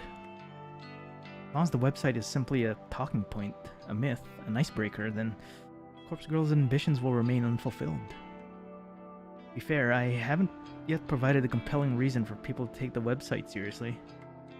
The death toll is humiliatingly low. I need to ramp it up and step up my game, for Corpse Girl's sake. Until I manage to do that, people will continue to simply discuss the website in hushed tones, like it's some taboo fantasy that shouldn't be spoken of. But with some more time and some more victims, soon everyone will know to fear Corpse Girl. Thanks to the constant drone in the convenience store, I barely registered the quiet melody of a ringtone. Eventually, my ears become keen enough to pick it out, and answer my phone. Hey. Good morning, Noriko. Is this a bad time? It's her again. Not at all. I'm at the convenience store. Oh, good. I wanted to catch you before work. No worries. I actually meant to call you yesterday, but the day got away from me. That's okay. I wanted to ask if you spoke to Shinya yet? I sure did. Guess what? What? You start work on Monday! You'll be doing data entry with me. We might even get to sit near each other. Oh my gosh. Really? Are you telling the truth? Of course. When have I ever lied to you? Oh, Noriko. I'm so excited. Thank you. Thank you so much. Why do I have a feeling like the Shinya guy's just playing? Didn't actually get anything sorted out. Does this mean I can quit the maid cafe now? Yep. Quit today if you can. Oh my gosh.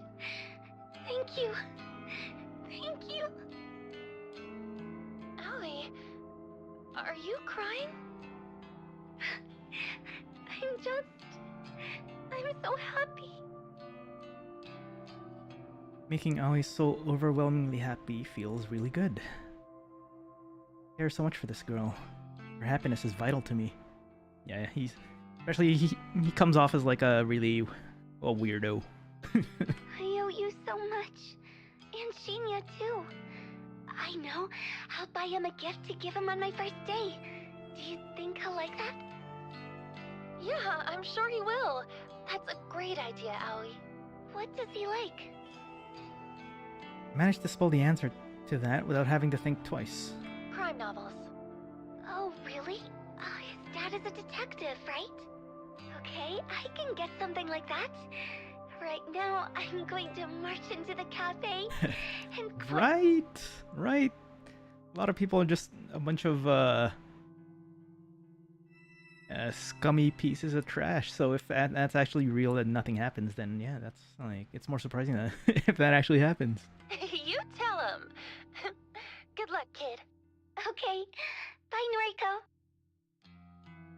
Call ends and I smile. Always sounded so happy. I'm really glad that I could help her out.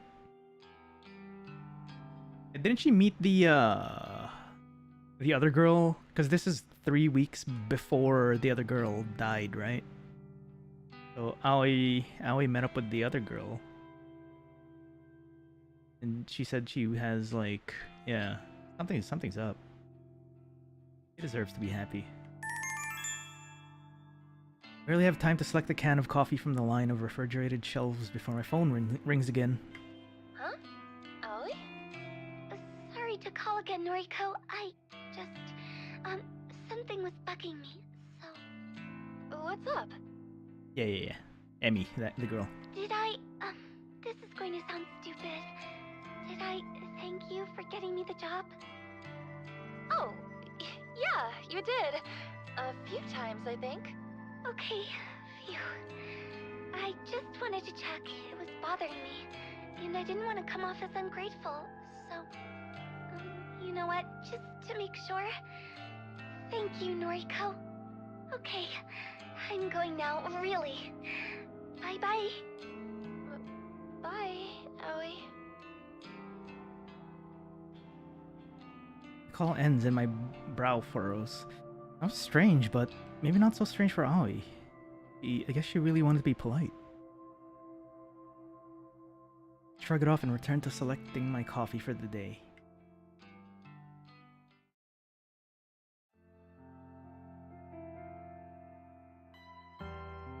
The office atmosphere is unusually somber when I exit the elevator. There are a few people around than normal.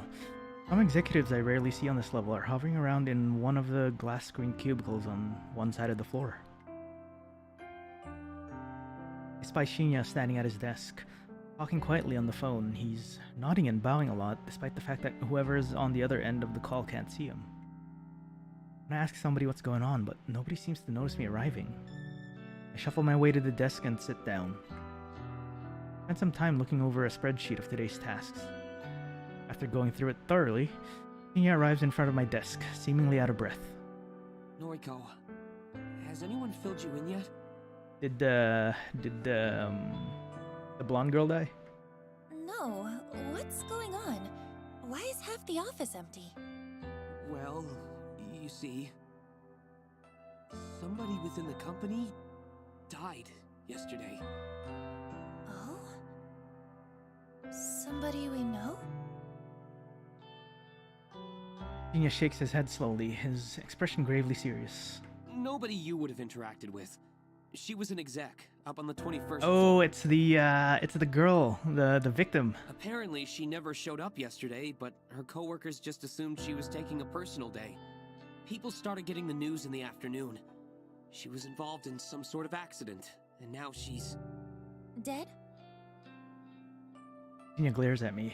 His narrow pupils seemingly accusing me of being tactless. Yes. Dead. So, I mean, I get it's a tragedy and all, but how does this explain where everyone is today? You should have received an email sent out by HR this morning. Basically, everyone is being offered professional grief counseling. Seriously? I think some people are taking up the offer, but I suspect some other employees are using the opportunity to skip out on work. Regardless, what happened to Miss Tsurumaki was a tragedy. So unexpected.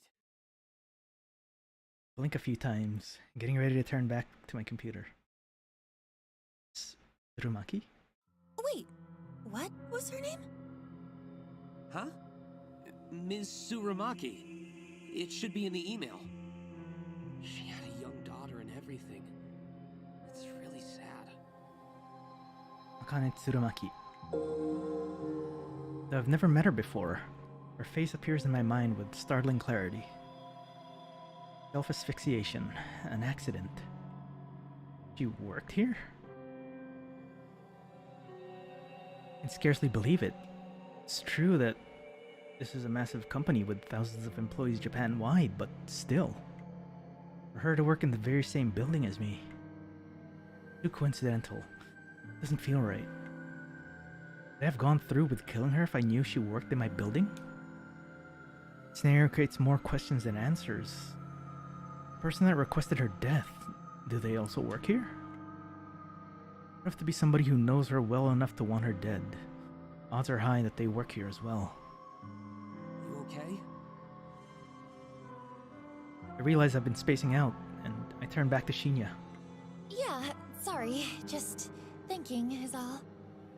Well, grief affects us all in different ways, I think. The details for the counseling sessions are in the email. Be sure to take up the company's offer if you think it'll help. As for me, I think I'll be okay. Some quiet reflection on the matter should help clear my head. Sure, okay. Plus, I have a date with Tomoe to look forward to. It's important to look ahead in times like these, isn't it? I think I read that somewhere. Ugh, yeah, that's what they say. Very well then. Do your best today, okay? Right. Shinya takes his leave and I let my shoulder slump. I killed someone from my office building, but I didn't know that at the time. Did my involvement be traced? No. I was careful to cover my tracks. I deleted the photos from my computer, discarded the burner phone's SIM card, and trashed the phone itself. There's no way anyone will find out I was involved. Besides, I don't even know if the authorities are treating the case as a murder. As far as general information goes, it would seem like it's truly being treated as an accident. I'm in the clear. I know I am. However, I sure would like to uncover the identity of the person who requested Tsurumaki's death. Thought that it could be someone I work with makes me way too curious. Oh no, my phone.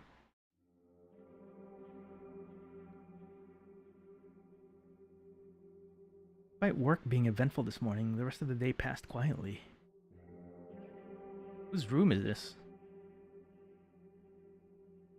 Even Tomoe kept her distance from me. I wonder if I scared her off when I casually mentioned reporting her to the police. Not that I actually would report her. That would lead to the police getting mixed up in my life, and I can't really have that considering my moonlighting occupation. Now that I have a connection to... Now that I know that I have a connection to Tsurumaki. Brush my hair in front of the mirror in my bedroom. Oh, this is our bedroom. I remove my makeup and reveal the ever so faint bruise on my cheek. The fading token of my fight with Tomoe. The night's rather cold. I decided to snuggle up under the covers in my bed with my laptop. Crawl into bed and pull the plush blankets over myself. The warmth and softness is immediately comforting, and I have to fight the urge to not fall asleep here now. Get myself awake. I check the requests on my website. I'm pleasantly surprised to find there are 2 new requests. 2 in one day. My heart begins to race and I quickly open the messages. First message reads, request details. Today, 11:14 a.m. local time. Victim's phone number. Image attachment not found. No image attachment. What? Thought I configured the website to reject requests unless an image is attached. Really irritating. I got my hopes up for nothing. Takes me a second to remember that there's another request waiting. My optimism renewed, I hurriedly clicked onto the unread message. Request details. Today, 5:06 p.m. local time. Victim's phone. Downloading image attachment. Yes. This request has been submitted correctly. The image is loading before my eyes. Oh, hey, it's isn't that the guy from downstairs? That's not good. New victim is male, early 20s. He's fit and athletic looking. His clothing is casual, so it's impossible to infer what kind of work he does. Photo of him is pretty simple. I don't know if he uses it for his noise profile or if it's an ID photo of some sort. Either way, he looks like a happy person. I'm not so naive to pretend I can't guess at the reasons. Guy is wanted dead. It's Kenji? Yeah. Perhaps an ex submitted his details after a bad breakup, or a jealous sibling wants him out of the picture. People's motivations are purely selfish. Requesting the death of somebody is guaranteed to be motivated by self-interest.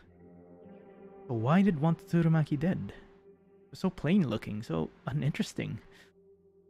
It didn't look like she was capable of even thinking about wronging somebody. Someone got saved by bureaucracy. Did someone want revenge on her? Or did someone simply find her so dull that the thought of removing her from the planet seemed appealing? I interrupt my own thoughts and return to the task at hand.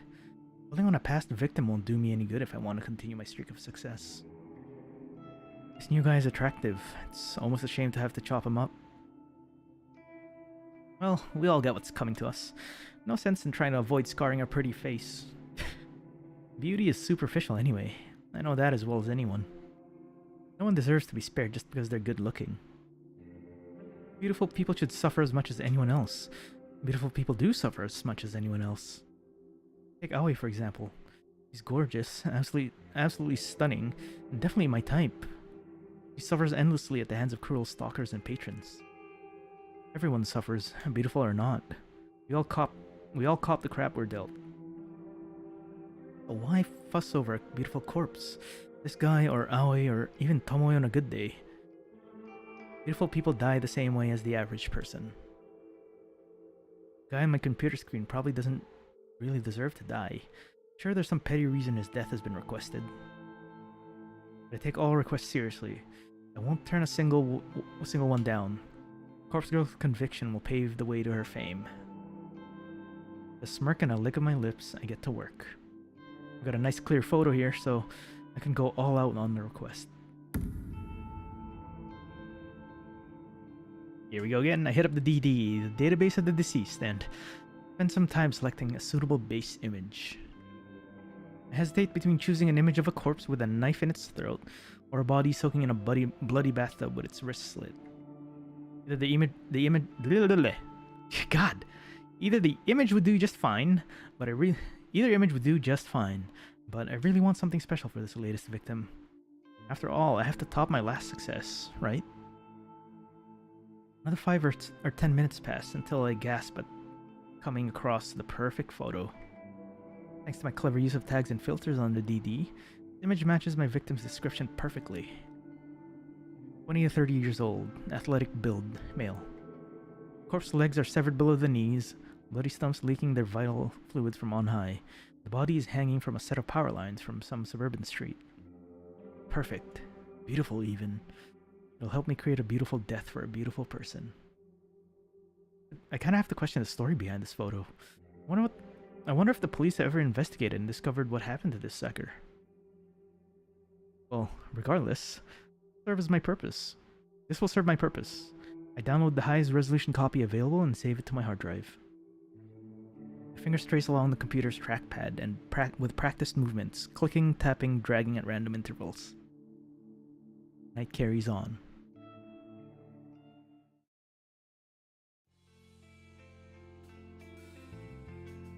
Maybe we should cut it here. We're kinda. No, I'll go for a little bit more. It's kind of not good to just kind of cut it here. My walk through the train station this morning is confident, cocky, self-assured. When I board the train, I even managed to take a seat for the first time in a while. I withdraw a worn book from my handbag and flip open the cover. There's a name scrawled in blue ballpoint pen on the first page, but it has become faded and illegible over time. I don't quite remember why I picked up this book. Maybe I discovered it at a secondhand bookshop, who knows? I own so many obscure tomes that I can't be expected to recall purchasing every single one. Its aged cover and weathered spine both bear the same title. Close photography. Comprehensive history of photo manipulation. It's not really a cliffhanger yet. It just kind of feels like it's kind of missing that nice break to it, even if it is a cliffhanger. The book is written in English, and it's a slog to work through with my limited knowledge of the language. But I like to skim through it primarily for the photographs contained within. The examples of early image doctoring from centuries ago fascinates me. The book even features techniques and studies as recent as 1993, when it was first published. It's true, a lot of the techniques discussed within are no longer relevant in today's digital age. However, there's a hearty section dedicated to the art of manipulating corpse photos, something that I am indeed very, very interested in. The most intriguing aspect of the section's content is that the featured artists perform the opposite kind of work that I do. Instead of manipulating the images of the living to make them appear dead, the artists in the book edit images of the dead in order to make them look alive once more. In bygone eras where photographs of people were taken few and far in between, a sect of artists dedicated themselves to honoring the memories of the deceased. They did this by making the photos taken upon death look beautiful and full of life. These photos were gifted to family members and loved ones. Tradition makes sense. Imagine if you lost someone dear to you and you had no photographs of them. Wouldn't it be wonderful to receive one last memento? A beautiful image of the way you remember them? Instead of using makeup to beautify a corpse, these artists apply a paintbrush and pen directly to a photograph, seemingly to bring the deceased back to life. The impressive aspect of this process is the way they illustrated the corpse's eyes to look full of life. Even though it's a far cry from the work I do, I can't help but feel some sort of kinship with the artists discussed in this book. Surely we're cut from the same cloth. Browsing through the images on this book inspires me to work hard on my own photo editing. Many of the pictures are in black and white, but to me, That only drives home how impressive these old techniques were. I finished flipping through a chapter and closed the book. I held the tattered tome close to my chest and breathed a sigh of satisfaction. The next station is Shinjuku. The doors on the right side will open. Please change here for the Chuo line, the Shonan Shinjuku line, the Saikyo line. Quickly stuffed the book into my handbag and get ready to disembark the train. Actually, I think I'm gonna cut it here because I need to eat. Yeah, I'm gonna end it here. This looks like a good this actually looks like a good place to end it because I think something's gonna be happening. I think. I'm also hungry. It is 7 p.m. I haven't eaten yet. So I want to see if there is a pause. Oh, there is a save. Oh god, let me just save. I have not saved at all. Damn. All right.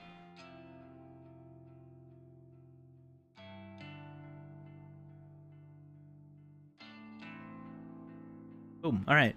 Saved. Whew. I'm gonna continue this again maybe tomorrow, if not the next day. I don't know yet. I will see. But yeah, this is good so far.